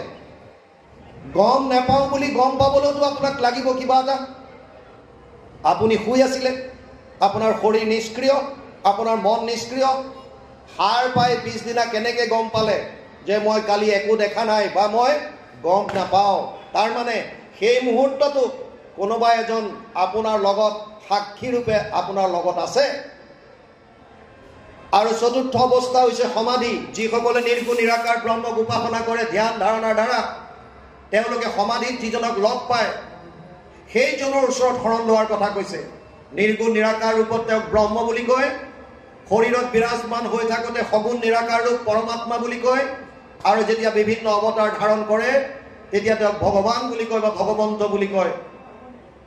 বদন্তি তত্ত্ববিদম তত্ত্বব্যাদ জ্ঞানমদ্বয়ম ব্ৰহ্মেতি পৰমাত্মেতি ভগৱান ইতি শব্দয়ে 1, 2, 11 প্ৰথম স্কন্ধ 2য় অধ্যায় 11 নম্বৰ শ্লোক ভাগৱতত লিখিছে। প্ৰভু ভগৱন্তৰ 3টা অৱস্থা: নিৰ্গুণ নিৰাকাৰ, সগুণ নিৰাকাৰ আৰু সগুণ সাকাৰ। প্ৰৱৰ্তান্ত যেখনে ইন্দ্ৰিয় সমস্তক, পৰমাত্মা বুলি দেৱে কহে মাধৱক। মা মানে লক্ষ্মীক বুজায়, ধৱ মানে স্বামী। লক্ষ্মীৰ স্বামী যিজন ভগৱান কৃষ্ণ, প্ৰৱৰ্তান্ত যেখনে ইন্দ্ৰিয় সমস্তক যিজনে সচেতন কৰি ৰাখে ইন্দ্ৰিয়ক পৰমাত্মা বুলি দেৱে কহে মাধৱক সেইজনক পৰমাত্মা বুলি কয় কাক মাধৱক সমাধিত বেকত হুৱন্তে গুছে ভ্ৰম তেখনে বুলয় জানা মাধৱক ব্ৰহ্ম নিৰ্গুণ নিৰাকাৰ ব্ৰহ্মক উপাসনা কৰা সকলে যেতিয়া সমাধিত যিজনক দেখা পোৱাৰ পাছত তেওঁলোকৰ অজ্ঞানতা নাশ হয় সেইজনক কৈছে ব্ৰহ্ম যেখনে কৰয় ইটো সৃষ্টি স্থিতি অন্ত তেখনে বুলয় মাধৱক ভগৱন্ত ব্ৰহ্ম পৰমাত্মা ভগৱান এক তত্ত্ব তিনি ৰূপ একে নাম লক্ষণ ভেদত তাৰ মানে নিৰ্গুণ নিৰাকাৰ সগুণ নিৰাকাৰ সগুণ সাকাৰ তিনিওজন এজনেই ঈশ্বৰ সেইজনেই হৈছে দ্বাপৰত বসুদেৱ দৈৱকীৰ গৃহত যিজনে অৱতাৰ লৈছে সেইজনে আমাৰ কাৰণে আৰাধ্য দেৱ ভগৱান কৃষ্ণ আৰু সেইজনক চিনাকি কৰাই আমাক দিলে এক দেৱ এক কেৱ এক পিনে নাই কেৱ আপোনালোকে জানি আচৰিত হ'ব ভাৰতৰ লগতে পৃথিৱীৰ বিভিন্ন ঠাইত গীতাৰ আলোচনা হয় আমেৰিকাৰ কেইবাখনো ইউনিভাৰ্চিটিত গীতাৰ ক্লাছ চলে আৰু ভাৰতবৰ্ষত বিভিন্ন ধৰ্ম প্ৰচাৰকে গীতাৰ ওপৰত প্ৰবচন দি আহিছে সকলোৱে এই শ্লোক ভাগি উচ্চাৰণ কৰে সৰ্বধৰ্মান পৰিত্যাজ্য মাম একম শৰণম ব্ৰজ সব বাদ দি কেৱল মোৰ ওচৰত শৰণ ল কিন্তু জানি আচৰিত হ'ব ইয়াৰ তত্ত্ব শুদ্ধ ৰূপত ভগতৰ মাজত প্ৰকাশ কৰিবৰ কাৰণে তেওঁলোকে নোৱাৰে কিয় কাৰণ যদি সত্য শুদ্ধ কথাটো যদি প্ৰচাৰ কৰি দিয়ে যদি কৈ দিয়ে যে কেৱল একত শৰণ ল'লে হ'ব তেতিয়াহ'লে বাকীবিলাক যিমানবিলাক চলি আছে বেপাৰ বাণিজ্য সব বন্ধ হৈ যাব আৰু এই সাহসটো আজিৰ পৰা 550 বছৰ আগত আমাৰ আটাইতকৈ আৰাধ্য সৰ্বকালৰ সৰ্বশ্ৰেষ্ঠ জগতগুৰু শ্ৰীমন্ত শংকৰদেৱে যি সময়ত শাক্ত আৰু শৈৱৰ প্ৰয়োভৰ অতি বেছি সেই সময়তে তেওঁ ঘোষণা কৰি দিলে যে কোনো প্ৰয়োজন নাই যদি পৰমানন্দ লাভ কৰিব বিচাৰিছা যদি ভগৱানৰ দৰ্শন পাব বিচাৰিছা যদি তিনি তাপৰ পৰা মুক্তি পাব বিচাৰিছা যদি জন্ম মৃত্যুৰ পৰা মুক্তি পাব বিচাৰিছা তিনি তাপৰ পৰা যদি মুক্তি পাব বিচাৰিছা একত শৰণ লোৱা এক দেৱ এক কেৱ এক বিনে নাই কেৱ এইকাৰণে এক শৰণ হৰিনাম ধৰ্মৰ তৃতীয়টো মূল বিশেষত্ব হৈছে এক ঈশ্বৰবাদ এক শৰণ হৰিনাম ধৰ্মত আমি পালো প্ৰথম সকলোৰে অধিকাৰ দ্বিতীয় পালো যে ইয়াত উচ্চ নিজ জাতিভেদ নাই সকলো আহিব পাৰে আৰু তৃতীয়ত আমি পালো এক ঈশ্বৰবাদৰ কথা ক'লে এতিয়া ঘটনা হ'ল আমি গম পালো যে ভগৱান কৃষ্ণই আমাৰ আৰাধ্য তেওঁৰ ওচৰলৈ কেনেকৈ যাম কেনেকৈ তেওঁ লগ পাম উদ্ধৱক কৈছে একাদশ স্কন্ধত যোগত্ৰায়ময় প্ৰোক্তা নৰনম শ্ৰেয়বিদিচ্ছায় জ্ঞানম কৰ্মম চ ভক্তিম চ ন উপায় অন্যস্তি কুত্ৰাচিত 11:20 একাদশ স্কন্ধ 20 অধ্যায় 6 নম্বৰ শ্লোকত উদ্ধৱক ক'লে হে উদ্ধৱ মোৰ ওচৰলৈ আহিবলৈ তিনিটা মাৰ্গ আছে এটা হৈছে কৰ্ম মাৰ্গ য'ত যাগ যজ্ঞ পূজা পাতল আছে এটা হৈছে জ্ঞান মাৰ্গ য'ত নিৰ্গুণ নিৰাকাৰ ব্ৰহ্মক ধ্যান ধাৰণা সমাধিৰ দ্বাৰা আহিব পাৰে আৰু এটা মাৰ্গ দিলে ভক্তি মাৰ্গ সমস্ত ভূতত ব্যাপী আছো মই হৰি সবাকো মানিবা তুমি বিষ্ণু বুদ্ধি কৰি এই তত্ত্বটো উপলব্ধি কৰি সমস্ত জীৱৰ প্ৰতি প্ৰেম ভাৱ ৰাখি কৃষ্ণত একান্ত শৰণ লৈ ভগতৰ সংগত তেওঁৰ লীলাসমূহ শ্ৰৱণ কীৰ্তন কৰিও আমি ভগৱানৰ ওচৰ পাব পাৰোঁ যদি উদ্ধৱক তিনিটা মাৰ্গ দিছে কিন্তু ভগৱান কৃষ্ণই সিদ্ধান্ত এটা দিছে জ্ঞান কৰ্ম ভগতি কহিলো কৰি ভেদ ভগতি পৰম পন্থ দিলো পৰিচ্ছেদ হে উদ্ধৱ মই তোমাক যদি তিনিটা মাৰ্গৰ কথা কৈছো মোৰ সিদ্ধান্ত এটা আৰু সেইটো হৈছে ভক্তি মাৰ্গ কিয় বাকী দুটাত কি খেলি মেলি আছে য'ত যাগ যজ্ঞ পূজা পাতল আছে তাত ছটা বস্তুৰ শুদ্ধতা থকাটো বাঞ্ছনীয় মন্ত্ৰস্য চ পৰিজ্ঞাতম কৰ্ম সুধীৰ মদৰ্পণম ধৰ্ম সম্পদতে ষড়ভি অধৰ্মস্য বিপৰ্যয় 11:21-15 একাদশ স্কন্ধ 21 অধ্যায় 15 নম্বৰ শ্লোকত লিখিছে যাগ যজ্ঞ পূজা পাতলত ছটা বস্তুৰ শুদ্ধতা থাকিব লাগিব স্থান কাল পাত্ৰ দ্ৰব্য মন্ত্ৰ ক্ৰিয়া যদি ইয়াত কৰবাত ছিদ্ৰ ৰৈ যায় তেতিয়াহ'লে যাজকজনৰ মৃত্যু পৰ্যন্ত হ'ব পাৰে। দ্বিতীয় আহিছে জ্ঞান মাৰ্গ, নিৰ্গুণ নিৰাকাৰ ব্ৰহ্ম।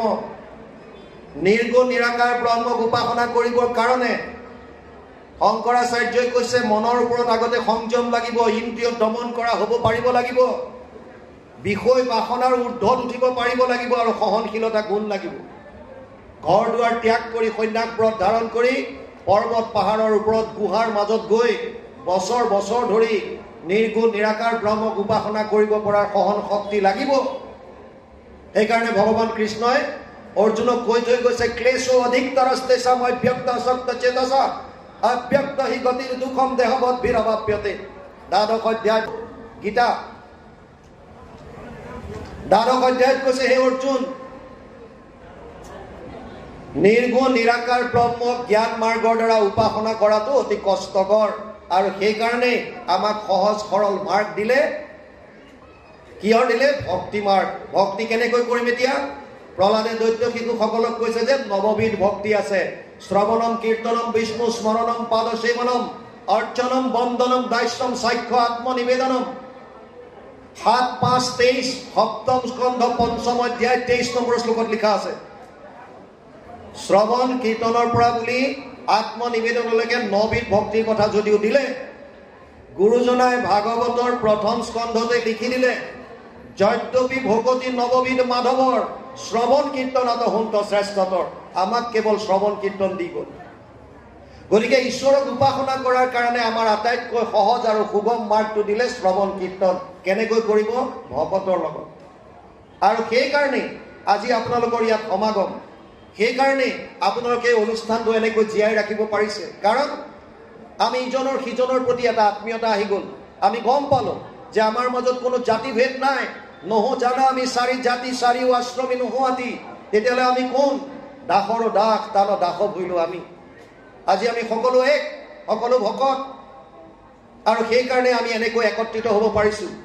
আমি অসমৰ ইমূৰৰ পৰা সিমূৰলৈ ঘূৰি থাকোঁতে আমি দেখা পাওঁ যিসকলে এক শৰণ হৰিনাম ধৰ্মত আশ্ৰিত হৈছে, মাত্ৰ দূৰ দূৰণিৰ পৰা শুনিলেই হ'ল যে আজি অমুকত অমুক আহিব, তেওঁলোকে থকা মেলাৰ কাৰণে কোনো চিন্তা কৰিব নালাগে। আপুনি চিনি পায় নাপায় সেইটো কথা নাই। আমাৰ এটা পৰিয়ালৰ দৰে তেওঁলোকে ব্যৱহাৰ কৰে। আমি যেন এটা পৰিয়াল। আৰু সত্য নিশ্চিন্ত মনে আমি অসমৰ যিকোনো ঠাইত যাব পাৰোঁ। কিয়? আমি জানো আমাৰ পৰিয়াল আছে তাত। পৰিয়াল, আমি শৰীৰৰ লগত আমাৰ কোনো কথা নাই। শৰীৰৰ লগত সম্বন্ধ থকা কিজনকে আপোন বুলি ভাবিবলৈ গুৰুজনাই শিকোৱা নাই। কাৰণ আমি সকলো আত্মা। গতিকে এই এটা আমাক এখন ধৰ্মধ্বজৰ তলত যিটো গুৰুজনাই দি গ'ল, তাৰ ফল পৰিণতি স্বৰূপে আজি আমি নিৰ্ভয়ে যিকোনো জেগাত যাব পৰা হৈছোঁ। কাৰণ আমি জানো যে ইয়াত আমাৰে ভকত আছে, আমাৰে সংগী বাপ আছে। আমি সকলো একেই ধৰ্মধ্বজৰ তলত আছোঁ। আৰু শেষত এক শৰণ হৰিনাম ধৰ্মৰ 4 বস্তু আমাক দি থৈ গৈছে। গুৰুদেৱ নাম ভকত। গুৰু গু শব্দস্থ অন্ধকাৰস্যাৎ শব্দস্থ নিৰোধক অন্ধকাৰ নিৰুদ্ধ নিষাদ গুৰু ঋত্যইতি অভিধীয়তে। গুৰু শব্দ, গু শব্দ অন্ধকাৰস্যাৎ, ৰু শব্দস্থ নিৰোধক। গু বস্তুটোৱে অন্ধকাৰ বুজাইছে, অজ্ঞানতা বুজাইছে, আৰু ৰু শব্দটোৱে পোহৰ বুজাইছে। যিজনে আমাক অজ্ঞান অন্ধকাৰৰ মাজৰ পৰা জ্ঞানৰ বাট দেখুৱাই দিলে সেইজনে হৈছে গুৰু। অখণ্ড মণ্ডলাকাৰম ব্যাপ্তম য়েন চৰাচৰম তদ পদম দৰ্শিতম য়েন তস্मै শ্ৰী গুৰুৱে নমঃ। যিজনে অখণ্ড মণ্ডলাকাৰত ব্যাপ্তমান হৈ থকা এই ভগৱান কৃষ্ণৰ চৰণ কমল আমাক চিনাকি কৰাই দিলে সেইজনে আমাৰ গুৰু। আৰু এইজন গুৰুক তেওঁৰ ছায়াটোৰ দৰে লাগি থকা মহাপুৰুষ মাধৱদেৱে আমাক কৈ থৈ গ'ল শ্ৰীমন্ত শংকৰ হৰি ভকতৰ জানা যেন কল্পতৰু তাহান্ত বিনাই নাই নাই নাই আমাৰ পৰম গুৰু। সিদিনা এখন মঞ্চত আমি ভাষণ দি থাকোঁতে এজন বাপে আমালৈ এটা প্ৰশ্ন পঠাইছিল, আৰু তেওঁ কৈছিল যে মহাপুৰুষ মাধৱদেৱক আমি গুৰু বুলিব নোৱাৰিম নেকি? আমাৰ দুজন গুৰু বুলি কোৱাত আপত্তি আছে নেকি? আমি ক'লো চাওক, গুৰু শব্দটো যিজনে অজ্ঞানৰ পৰা পোহৰলৈ আমাক বাট দেখুৱায়, অন্ধকাৰৰ পৰা পোহৰলৈ, অজ্ঞানৰ পৰা জ্ঞানলৈ বাট দেখুৱায়। আমাৰ 3 ধৰণৰ গুৰু আছে। আদ্য গুৰু আমি পিতৃ মাতৃক জানো। শিক্ষাগুৰু হিচাপে যাৰ পৰা আমি শিক্ষা অৰ্জন কৰিছোঁ তেওঁলোকো আমাৰ মনত গুৰু, শিক্ষাগুৰু। কিন্তু আধ্যাত্মিক গুৰু এজনেই হ'ব, আৰু যিজনৰ বিষয়ে আমি কি ক'ম? মহাপুৰুষ মাধৱদেৱে কৈ গৈছে, শ্ৰীমন্ত শংকৰ হৰি ভকতৰ জানা যেন কল্পতৰু, তাহান্ত বিনাই নাই নাই নাই আমাৰ পৰম গুৰু। গতিকে আমি ক'লো যে মহাপুৰুষ মাধৱদেৱে যেতিয়া গুৰুজনাক কৈ পেলাই কৈছে এওঁতকে বেলেগ গুৰু নাই নাই নাই, এতিয়া আমি যদি আধ্যাত্মিক গুৰু আমাৰ দুজন বুলি কওঁ, তেতিয়াহ'লে মহাপুৰুষ মাধৱদেৱক আমি তেওঁৰ বাক্যক আমি উলংঘা কৰা, হেয় জ্ঞান কৰা হ'বনে নাই? আমি তেওঁৰ পৰা জ্ঞান পাইছোঁ, তেওঁৰ পৰা শিক্ষা পাইছোঁ। মহাপুৰুষ মাধৱদেৱৰ অবিহনে আজি শ্ৰীমন্ত শংকৰদেৱক আমি চিনি নাপালোহেঁতেন। যিজনে নিজৰ ছায়াৰ দৰে গুৰু সেৱাৰ একমাত্ৰ নিদৰ্শন মহাপুৰুষ মাধৱদেৱ, আমি সেই হিচাপে তেওঁক আমি সন্মান কৰিছোঁ, তেওঁক আমি মানো যে তেওঁৰ পৰা আমি বহুত পাইছোঁ। শিক্ষাগুৰু হিচাপে তেওঁক লোৱাত কোনো আপত্তি নাই, কিন্তু তেওঁৱে যিহেতুকে আমাক আধ্যাত্মিক গুৰু চিনাকি কৰাই থৈ গৈছে, আৰু তেওঁ কৈ গৈছে যে এওঁতকে বেলেগ গুৰু নাই, গতিকে তাৰ পাছত আমি আধ্যাত্মিক হিচাপে গুৰুজনাকেই শ্ৰীমন্ত শংকৰদেৱকে আমি লোৱাটো উচিত বুলি আমি ভাবোঁ। আৰু বাপজনাই পিছত স্বীকাৰ কৰিছে, হয় বাপ, আপুনি কোৱা কথাটো সত্য। আমাৰ মনত দ্বেষ ভাৱ নাই, একো নাই। মহাপুৰুষ মাধৱদেৱৰ অবিহনে আমি বাৰম্বাৰ কওঁ, তেওঁৰ অবিহনে শ্ৰীমন্ত শংকৰদেৱক আমি এই ৰূপত হয়তো নাপালোহেঁতেন। তেওঁৱে আমাক চিনাকি কৰাই দিলে। গুৰু সেৱাৰ উৎকৃষ্ট উদাহৰণ যদি কোনোবা আছে, তেতিয়াহ'লে সেয়া হৈছে মহাপুৰুষ মাধৱদেৱ, যিজনে গুৰুজনাৰ আদেশ নোপোৱালৈকে হাতত কলমে তোলা নাই। যেতিয়া ক'লে যে তুমি ঘোষা নামে শাস্ত্ৰখানি তুমিও কৰিবা, ঘোষা ৰত্নাৱলীৰ মাজে তুমিও থাকিবা, লিখা আৰম্ভ কৰিছে। বৰগীতৰ ক্ষেত্ৰতো আপোনালোকে দেখা পাইছে, যেতিয়া গুৰুজনাৰ বৰগীত সকলোখিনি নষ্ট হৈ গ'ল বুলি গম পালে, তেতিয়া ক'লে বৰাৰ পোৱা আৰু মোৰ লিখাৰ মানসিকতা নাই, তুমি বৰগীত কৰা। তাৰমানে গুৰুজনাৰ প্ৰতিটো বাণী শিৰোগত কৰি গুৰু সেৱাৰ কাৰণে তেওঁ গোটেইখিনি আমাক দি থৈ গৈছে, আৰু যিখিনি দি থৈ গৈছে তেওঁৰ বাকী চব বাদ দিলোঁ। এখন মাত্ৰ গ্ৰন্থ যদি আমি তুলি লওঁ, কেৱল নাম ঘোষা, সেইখনে তেওঁক জন্ম জন্মান্তৰৰ কাৰণে চিৰ যুগমীয়া কৰি ৰাখিব, কেৱল মাত্ৰ নাম ঘোষা। এনেকুৱা এখন গ্ৰন্থ যাৰ তুলনা পাবলৈ নাই। অজস্ৰ গ্ৰন্থৰ পৰা আনি তেওঁ তাত সমস্তখিনি বস্তু থুপ খুৱাই আমাৰ কাৰণে দি থৈ গৈছে। সকলোৰে কাৰণে তেওঁ নমনীয় এজন ব্যক্তি, মহাপুৰুষ দেৱ। দ্বিতীয়তে আহিছে দেৱ। দেৱৰ বিষয়ে আমি আলোচনা কৰিলোঁ, কোনজন আমাৰ আৰাধ্য হ'ব। নিৰ্গুণ নিৰাকাৰ ব্ৰহ্ম, সগুণ সাকাৰ পৰমাত্মা, নিৰ্গুণ সগুণ নিৰাকাৰ পৰমাত্মা আৰু সগুণ সাকাৰ ভগৱান, যিজনে দ্বাপৰত বসুদেৱ দৈৱকীৰ গৃহত অৱতাৰ লৈছে, সেইজনে আমাৰ কাৰণে আৰাধ্য দেৱ, আৰু তেওঁকে গুৰুজনাই আমাক গুৰুজনাই চিনাকি কৰাই থৈ গৈছে। নাম, কাৰ নাম ল'ম? নাম নামীতকৈ দামী বুলি কৈছে। আপোনালোকে যদি প্ৰেক্টিকেল কৰিও চাই, এজন বিৰাট ওখ পাখ এজন ব্যক্তি, তেওঁৰ নামটো ধৰি যদি আমি মাতোঁ, অ বাপজনা অকণ এফালে আহক, তেওঁ সেই প্ৰকাণ্ড শৰীৰটো লৈ আহিবলৈ বাধ্য। কিয়? কাৰণ শৰীৰটো অৰ্থাৎ তেওঁতকৈ তেওঁৰ নামটোৰ গুৰুত্বটো বেছি। আৰু সেইকাৰণে ভাগৱতে লিখিলে, যিটোজনে ফুৰে মাধৱৰ নাম ধৰি, পাছে পাছে ফুৰে দেৱ দেৱী স্তুতি কৰি, মূৰ্তিমন্ত হুয়া 5 প্ৰকাৰৰ মুকুতি, মুকুলৈও ভাৱ বুলি কৰন্ত কাকুতি। কেৱল কৃষ্ণৰ নাম। কলৌ দোষ নিধে ৰাজন অস্তিহি এক মহান গুণ, কীৰ্তনা দেৱ কৃষ্ণস্য মুক্ত সংগ পৰম প্ৰজেত। 12:3-51, দ্বাদশ স্কন্ধ 3য় অধ্যায় 51 নম্বৰ শ্লোকত ব্যাসদেৱে ভাগৱতত লিখি গ'ল, যদিও এই দোষৰ সাগৰ বুলি কলিক কোৱা হয়, মহাপুৰুষ মাধৱদেৱে অলপ মিলাজোলাকে অনুবাদ কৰিছে, দোষৰ সাগৰ কলি, তাকো পৰীক্ষিত ৰাজা, গুণ দেখি কৰিলা ৰক্ষণ, অন্ত্যজাতি পাতকীও কলি তৰয় সুখে, মুখে কৰি কৃষ্ণৰ কীৰ্তন। অৰ্থাৎ যিজন ঈশ্বৰৰ কেৱল নাম মাত্ৰ লৈ আমি কলি যুগৰ সমস্ত পাপৰ পৰা পৰিত্ৰাণ পাব পাৰোঁ আৰু এই মনুষ্য জন্ম সফল কৰিব পাৰোঁ। মহাপুৰুষ মাধৱদেৱে এই দুৰ্লভ মনুষ্য জন্ম সফল কৰাৰ উপায় এটা মাত্ৰ পদত লিখি থৈ গৈছে, হৰিৰ চৰণে শৰণ লৈলোঁ, মানৱী জন্ম সফল কৰিলোঁ। গুৰুজনাই কীৰ্তনত লিখিছে, মনুষ্য শৰীৰ পাই যিটো নৰগণ, নকৰয় যদি কিন্তু তোমাৰ কীৰ্তন, নকৰে তোমাৰ যদি শ্ৰৱণ কীৰ্তন, বিফলে জনম গইলা ভৈলা সৰ্বনাশ জীৱন্ততে মৰা কিন্তু ভাথিৰ নিশ্বাস বেদস্তুতিত লিখি থৈ গৈছে কীৰ্তনত যদি আমি মানুহৰ শৰীৰ পাই যদি ভগৱান কৃষ্ণৰ নামেই নলওঁ যদি তেওঁৰ লীলাসমূহৰ শ্ৰৱণ কীৰ্তন নকৰোঁ তেতিয়াহ'লে আমাৰ এই জনম বিফলে যাব ভাথিৰ নিশ্বাসৰ দৰে আমি মাত্ৰ উশাহ নিশাহ লৈ থাকিব পাৰিম তাৰ পৰা আৰু তাৰ বাহিৰে একো লাভ নহ'ব আৰু শেষত আমাক বস্তু চিনাকি কৰাই দিলে ভকত ভকত কাক কম এতিয়া কেৱল 3 বস্ত্ৰ ধাৰণ কৰি অকল জাতীয় সাজ পোছাক পিন্ধি থাকিলেই ভকত হ'ব নে ভকতৰ সংজ্ঞা বেলেগ কিবা আছে ভকত চিনি পাবলৈ হ'লে তেওঁৰ আচাৰ ব্যৱহাৰ আচৰণৰ পৰা আমি গম পাওঁ তিতিক্ষম কাৰুণিকা সুহৃদ সৰ্বদেহিনাম অজাদ সত্ৰবহ শান্ত সাধৱ সাধুভূষণম ভকতৰ প্ৰথম কোৱালিটি দিছে সহনশীলতা গুণ তিতিক্ষা সমস্ত জীৱৰ প্ৰতি কৰুণ ভাৱ কাৰণ উদ্ধৱক কৈছে সমস্ত ভূতত ব্যাপী আছো মই হৰি সবাক মানিবা তুমি বিষ্ণু বুদ্ধি কৰি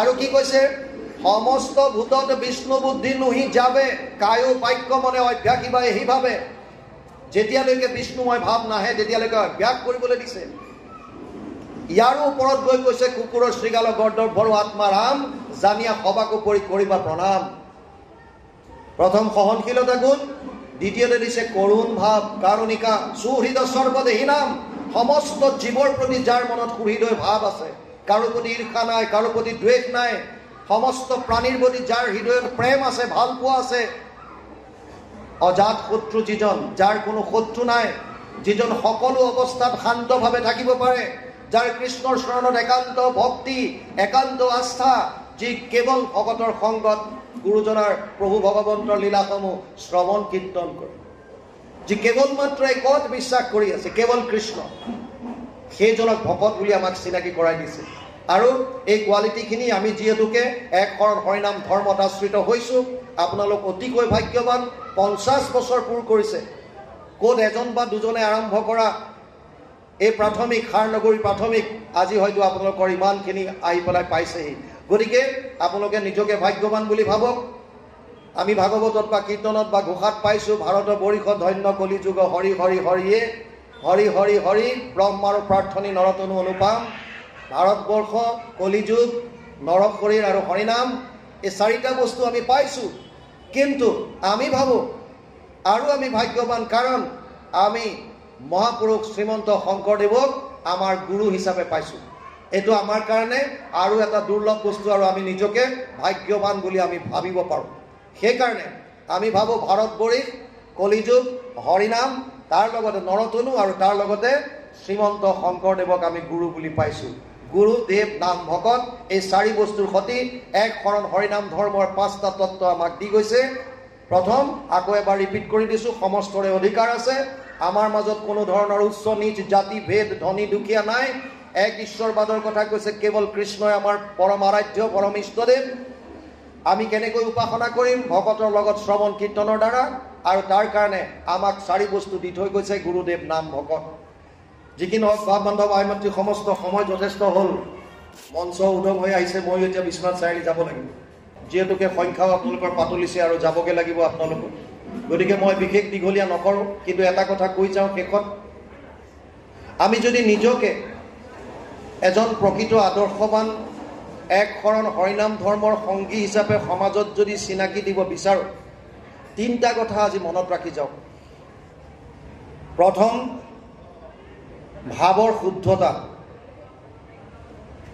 পিউৰিটি ইন থটছ দ্বিতীয় বাণীৰ শুদ্ধতা পিউৰিটি ইন স্পীচ আৰু তৃতীয় কৰ্মৰ শুদ্ধতা পিউৰিটি ইন একশ্যন 3টা বস্তু মনত ৰাখক যদি আমি নিজকে সংগী বুলি ভাবিছোঁ যদি নিজৰে আমাৰ পৰম গুৰু জগত গুৰু শ্ৰীমন্ত শংকৰদেৱৰ এজন সেৱক হিচাপে আমি যদি ভাবিছোঁ তেতিয়াহ'লে প্ৰথম আৰু প্ৰধান কৰ্ম আমাৰ হ'ব ভাৱৰ শুদ্ধতা অনা ভাৱত যদি শুদ্ধতা নাথাকে ইন্দ্ৰিয়ৰ দ্বাৰা আমি যিমানেই সেৱা সৎকাৰ যত যিমান কৰি নাথাকোঁ কিয় তাৰ প্ৰভাৱ সমাজত নপৰিব আৰু তাৰ পৰিণতি স্বৰূপেই ইমান ভাগৱতৰ চৰ্চা হৈছে, ইমান আধ্যাত্মিক চিন্তা চৰ্চা হোৱাৰ পাছতো সমাজখনত সমানেই ধৰ্ষণ, লুণ্ঠন, হিংসা, দ্বেষ একেটা মাত্ৰাত বাঢ়ি গৈ আছে। কিয়? কাৰণ আমি শুনি লৈ যেনেকৈ আলোচনাত আহিব লাগিছিল, প্ৰয়োগত আনিব লাগিছিল, যেনেধৰণে আচৰণত আনিব লাগিছিল, আমি সেইখিনি কৰাৰ কাৰণে ইচ্ছা প্ৰকট কৰা নাই। সেইকাৰণে প্ৰধান গুৰুত্ব দিয়ক ভাৱৰ শুদ্ধতা। কেনেকৈ আহিব আপোনালোকে জানি আচৰিত হ'ব। 24 ঘণ্টাত 1200 পৰা 60,000টা ভাৱ মানুহৰ মনলৈ আহে। তাৰে শতকৰা 80টা বেয়া চিন্তা, 20টা চিন্তা মাত্ৰ ভাল। যদি কেনেবাকে আমি ভাৱৰ শুদ্ধতাত গুৰুত্ব নিদিওঁ, তেতিয়াহ'লে বিপথে যোৱাটো ধ্ৰুৱ সত্য। সেইকাৰণে যুৱচামৰ বিষয়ে বিশেষভাৱে আমি অনুৰোধ কৰি কওঁ, কৌমাৰ আচৰিত প্ৰাজ্ঞ ধৰ্মান ভাগৱতানিহ দুৰ্লভম মানুষদেহ তত্ৰাপি অধ্ৰুৱম অৰ্থদম। 701 সপ্তম স্কন্ধ 6ষ্ঠ অধ্যায় 1ম শ্লোকত প্ৰহ্লাদে দৈত্য শিশুসকলক কৈ গৈছে, কুমাৰ কালৰ পৰা ভাগৱতৰ চৰ্চা কৰা, ভাগৱত ধৰ্ম লোৱা। কিয়? কাৰণ আমাৰ মনলৈ যিখিনি ভাৱ আহে, শতকৰা 80টা বেয়া চিন্তা, 20টা মাত্ৰ ভাল চিন্তা। যদি আমি যুৱ অৱস্থাত এই ভাৱৰ ওপৰত যদি কণ্ট্ৰল নকৰোঁ, তেতিয়াহ'লে আমাক বিপথে লৈ যাব পাৰিব। বহু ঠাইৰ পৰা বহু পিতৃ মাতৃ আমাক ফোন কৰি জনায়, বা অতি দুখৰ বিষয়, মোৰ ল'ৰাটো ড্ৰাগছ এডিক্ট হৈ গ'ল। আৰু বহুতে নিজৰ সন্তান হেৰুৱাবলৈ বাধ্য হৈছে অকালত। কিয়? কাৰণ আমি সময়ত এই আধ্যাত্মিক শিক্ষাটো তেওঁলোকক নিদিলোঁ। যিটো নিয়ম আছে, 12 বছৰ বয়সত আপোনালোকে শৰণ দিয়ক আৰু ঈশ্বৰ চিনাকি কৰাই আধ্যাত্মিক শিক্ষা অলপ অলপকৈ দিয়া আৰম্ভ কৰক। ডিগ্ৰী বহুত লৈ লাভ নাই। অধ্যাত্ম জ্ঞান নিত্যত্বম তত্ত্ব জ্ঞানাৰ্থ দৰ্শনম এতৎ জ্ঞানম ইতি প্ৰোক্ত অজ্ঞানম যদতু অন্যথা। 13শ অধ্যায় 11 নম্বৰ শ্লোকত ভগৱান কৃষ্ণই অৰ্জুনক কৈছে, হে অৰ্জুন, জ্ঞান কেৱল এটাই আছে, এইটোৱে হৈছে আধ্যাত্মিক জ্ঞান, বাকী চব ব্যৱসায়িক শিক্ষা। জ্ঞান এটাকে কৈছে, যিটো আত্মা পৰমাত্মাৰ যোনে চিনাকি কৰাই দিয়ে, যি আপোনাক সংস্কাৰ দিব, যি আপোনাক ভাৱৰ শুদ্ধতা আনি দিব। আৰু ভাৱৰ শুদ্ধতাৰ কাৰণে ব্যাসদেৱে পদ্মপুৰাণৰ উত্তৰ খণ্ড ভাগৱত মহাত্মত লিখিছে, এতদস্মাৎ পৰম কিঞ্চিত মন শুদ্ধেন বিদ্যতে জন্মান্তৰে ভৱেৎ পুণ্যম তদা ভাগৱতম লভেৎ। ভাগৱততকে শ্ৰেষ্ঠ গ্ৰন্থ মন শুদ্ধিকৰণৰ কাৰণে আন একো নাই। সেইকাৰণে যিমান পাৰে শ্ৰৱণ কীৰ্তন কৰাৰ কথা গুৰুজনাই আমাক দি গ'ল। আমি তত্ত্ববিলাক বুজি পোৱা নাই, কিয় শুনিব লাগে বাৰে বাৰে? আৰু যিমান শুনিম, এই শব্দবিলাকে আমাৰ কৰ্ণপথেদি গৈ সিহঁত এটা ৰসায়নৰ সৃষ্টি কৰে, কেমেষ্ট্ৰি। আপোনাক যদি কোনোবাই ভাল লাগিছে বুলি কয়, আপুনি প্ৰফুল্লিত হৈ যায়। আপোনাক যদি আপোনাৰ প্ৰতিকূলভাৱে কিবা এটা কয়, আপোনাৰ ক্ৰোধ উঠে, আপুনি ডিপ্ৰেশ্যনত যায়। কিয়? তেওঁতো শব্দহে প্ৰয়োগ কৰিছে। আপোনাৰ কিয় ভাল লাগে শব্দ শুনি, কিয় বেয়া লাগে আপোনাৰ শব্দ শুনি? কাৰণ শব্দ আপোনাৰ কৰ্ণৰ পথেদি গৈ সিহঁত এটা ৰসায়নৰ সৃষ্টি কৰে। তাৰ কাৰণে আপোনাৰ অনুকূল হ'লে আপুনি ভাল পায়, আৰু যদি প্ৰতিকূল হয় আপোনাৰ বেয়া লাগে। সাধাৰণ গ্ৰাম্য কথাই যদি আমাৰ হৃদয়ত প্ৰৱেশ কৰি ৰসায়নৰ সৃষ্টি কৰিব পাৰে, তেতিয়াহ'লে কৃষ্ণৰ কথাটো দিব্য বুলি কৈছে। ভাগৱতৰ প্ৰতিটো কথাত কৃষ্ণ বাংময় ৰূপত আছো বুলি কৈছে। মই নিজেই তেনিয়ম বাংময় মূৰ্তি প্ৰত্যক্ষ বৰ্ততে হৰি, পদ্মপুৰাণ উত্তৰ খণ্ড ভাগৱত মহাত্ম্য 3য় অধ্যায় 62 নম্বৰ শ্লোকত লিখি থৈ গৈছে। গতিকে কৃষ্ণ শব্দবিলাক যেতিয়া কৰ্ণপথে ভিতৰত যাব, মহাপুৰুষ মাধৱদেৱে কৈছে কি হয়, কৰ্ণপথে ভকতৰ হিয়াত প্ৰৱেশী হৰি দুৰ্বাসনা হৰে সমস্তই, জলৰ যতেক মল যেহেন শৰৎকালে স্বভাৱতে নিৰ্মল কৰয়। সেইকাৰণে যিমান পাৰোঁ আমি শ্ৰৱণ কীৰ্তন কৰিব লাগে, যাতে ভাৱৰ শুদ্ধতা আহে। দ্বিতীয় আহিছে বাণীৰ শুদ্ধতা। আপোনালোকে জানি আচৰিত হ'ব, এই জিভাখন, কেৱল যদি জিভাখনৰ ওপৰত আমি কণ্ট্ৰল আনিব পাৰোঁ, আমাৰ জীৱনৰ 90% দুখৰ পৰা আমি পৰিত্ৰাণ পাব পাৰিম, কেৱল জিভাখন। এইটো ধ্ৰুৱ সত্য। আপোনালোকে যিমান পাৰে সোনকালে ইয়াক মানি লওক। জিভাৰ দুটা কাম, এটা হৈছে খাদ্যৰ সোৱাদ লোৱা, আৰু এটা হৈছে কথা কোৱা, বাণী। মাত্ৰ সোৱাদ ল'বৰ কাৰণে, তৃপ্তিৰ কাৰণে 2.5 ইঞ্চি জিভাখনৰ সোৱাদৰ কাৰণে 40-50 কিলোমিটাৰ ড্ৰাইভ কৰি মানুহে ধাবাত খাবলৈ যায়। আৰু বৰ্তমান সাত্বিক ভোজন, পৌষ্টিক ভোজনৰ কথা বাদ দি জাংক ফুড ফাষ্ট ফুডে এনেকৈ ঘেৰাও কৰি ধৰিছে যে তাৰ পৰা পৰিত্ৰাণ পোৱাটো দিগদাৰ হৈ গৈছে। আটাইতকৈ মাৰাত্মক আৰু এটা বস্তু আহিছে পেকেজিং ফুড, য'ত পেকেট কৰি কৰি ৰাখে। এই আহাৰবিলাকে তাৰ পৰা আপুনি একো নাপায়, মাত্ৰ জিভাত থকা সময়কণ অকণ তৃপ্তি পাব, কিন্তু তাৰ ফলস্বৰূপে বিভিন্ন শাৰীৰিক ৰোগ আপোনালোকৰ দেখা দিব, আৰু সেইটোৱে হৈছে সমাজত। দ্বিতীয় কামটো জিভাৰ হৈছে বাণী। বাণীৰ ওপৰতে আমাৰ সমাজত বিভিন্ন ধৰণৰ কাজিয়া পেচালবিলাক চলি আছে, কেৱল মাত্ৰ কথাৰ সংযম নথকাৰ কাৰণে। শাস্ত্ৰই কৈছে যে কথা নোকোৱাকৈ থাকিব পৰাটো ভাল। সেইকাৰণে আগৰ ঋষিমুনিসকলে মৌন ব্ৰতো ধাৰণ কৰিছিল। তেওঁলোকে নিজৰ ষ্ট্ৰেংথটো বঢ়াবৰ কাৰণে মৌন ব্ৰত ধাৰণ কৰি আছিল, কথা নকয়। যিমান পাৰে কথাটো নোকোৱাকৈ থকাটো ভাল, কিন্তু কথা ক'ব পৰাটো এটা কলা, এটা আৰ্ট। সেইকাৰণে কথা এনেকুৱা জেগাত ক'ব যিটো জেগাত আপোনাৰ কথাৰ গুৰুত্ব দিয়ে। আমি প্ৰায়ে কওঁ যে আপোনাৰ বাণীক বীণালৈ ৰূপান্তৰিত কৰক। বীণাৰলৈ ৰূপান্তৰিত কৰিলে সংগীতৰ উদ্ভৱ হ'ব, আৰু আপোনাৰ কথা ঘণ্টা ঘণ্টা ধৰি মানুহে শ্ৰৱণ কৰিব। কিন্তু যদি আমি বাণীক যদি বাণলৈ ৰূপান্তৰিত কৰোঁ, এপাত সৰলৈ, তেতিয়া আপোনাৰ কথায়ে কাৰোবাৰ হৃদয়ত আঘাত দিব, আৰু যিটো কথায়ে আজি আপুনি বেলেগৰ অন্তৰত আঘাত দিছে, আপুনি নিশ্চিন্ত থাকক, এদিন সেই পাত বান ঘূৰি পকি আহি আকৌ আপোনাৰ হৃদয়ত লাগিব। কাৰণ সেই পাত সৰ লুকাবলৈ পৃথিৱীখনত ক'তো চুক কোণ নাই, পৃথিৱী ঘূৰণীয়া, ইয়াত কেনিও চুক কোণ নাই, গতিকে ঘূৰি পকি আকৌ আপোনাৰ হৃদয়ত লাগিব। সেইকাৰণে বাণীৰ ওপৰত সংযম অতি দৰকাৰ। তাৰ মানে কথাৰ কাৰণে আমাৰ ইটোৰ ওপৰত সিটো, সিটোৰ ওপৰত সিটো, সিটোৰ ওপৰত সিটো, পৰিয়ালৰ পৰা সমাজৰ পৰা গৈ দেশলৈকে যিমানখিনি খেলি মেলি আহিছে, মূল হৈছে বাণীৰ অসংযম। বাণীত যদি আমি কণ্ট্ৰল কৰিব পাৰোঁ, কথাত যদি আমি অকণমানো যদি কণ্ট্ৰল কৰিব পাৰোঁ, আমি বিভিন্ন সমস্যাৰ পৰা নিজক আঁতৰাই আনিব পাৰিম।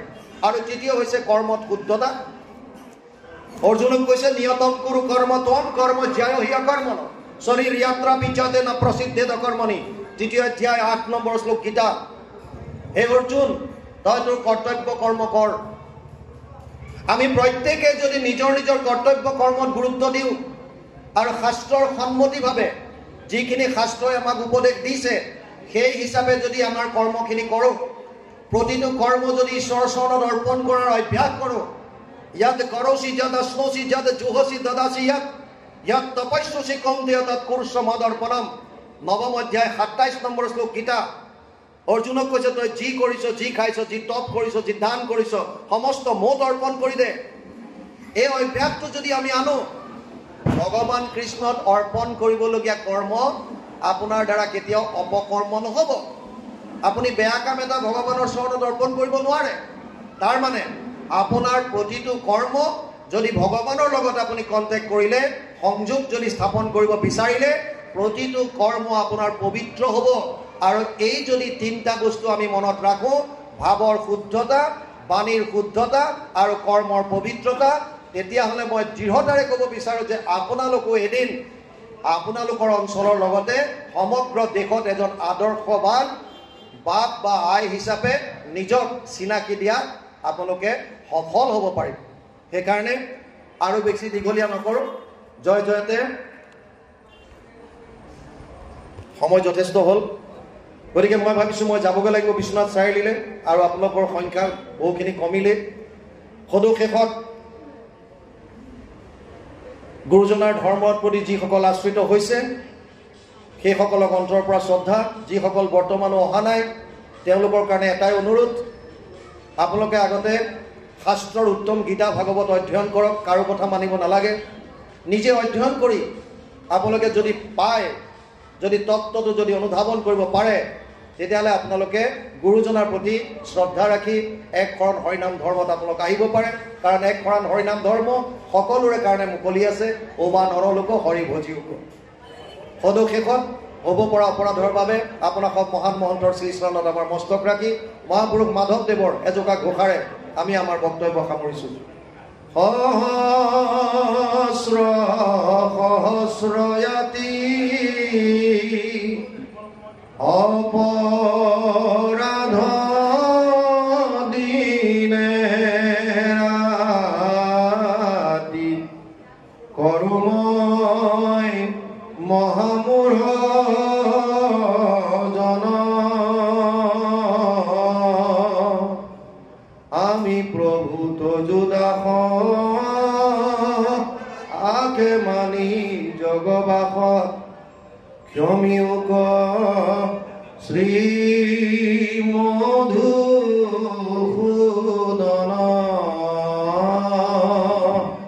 ক্ষমিউক শ্রী মধুসূদন। কৃষ্ণ জয় গুরু।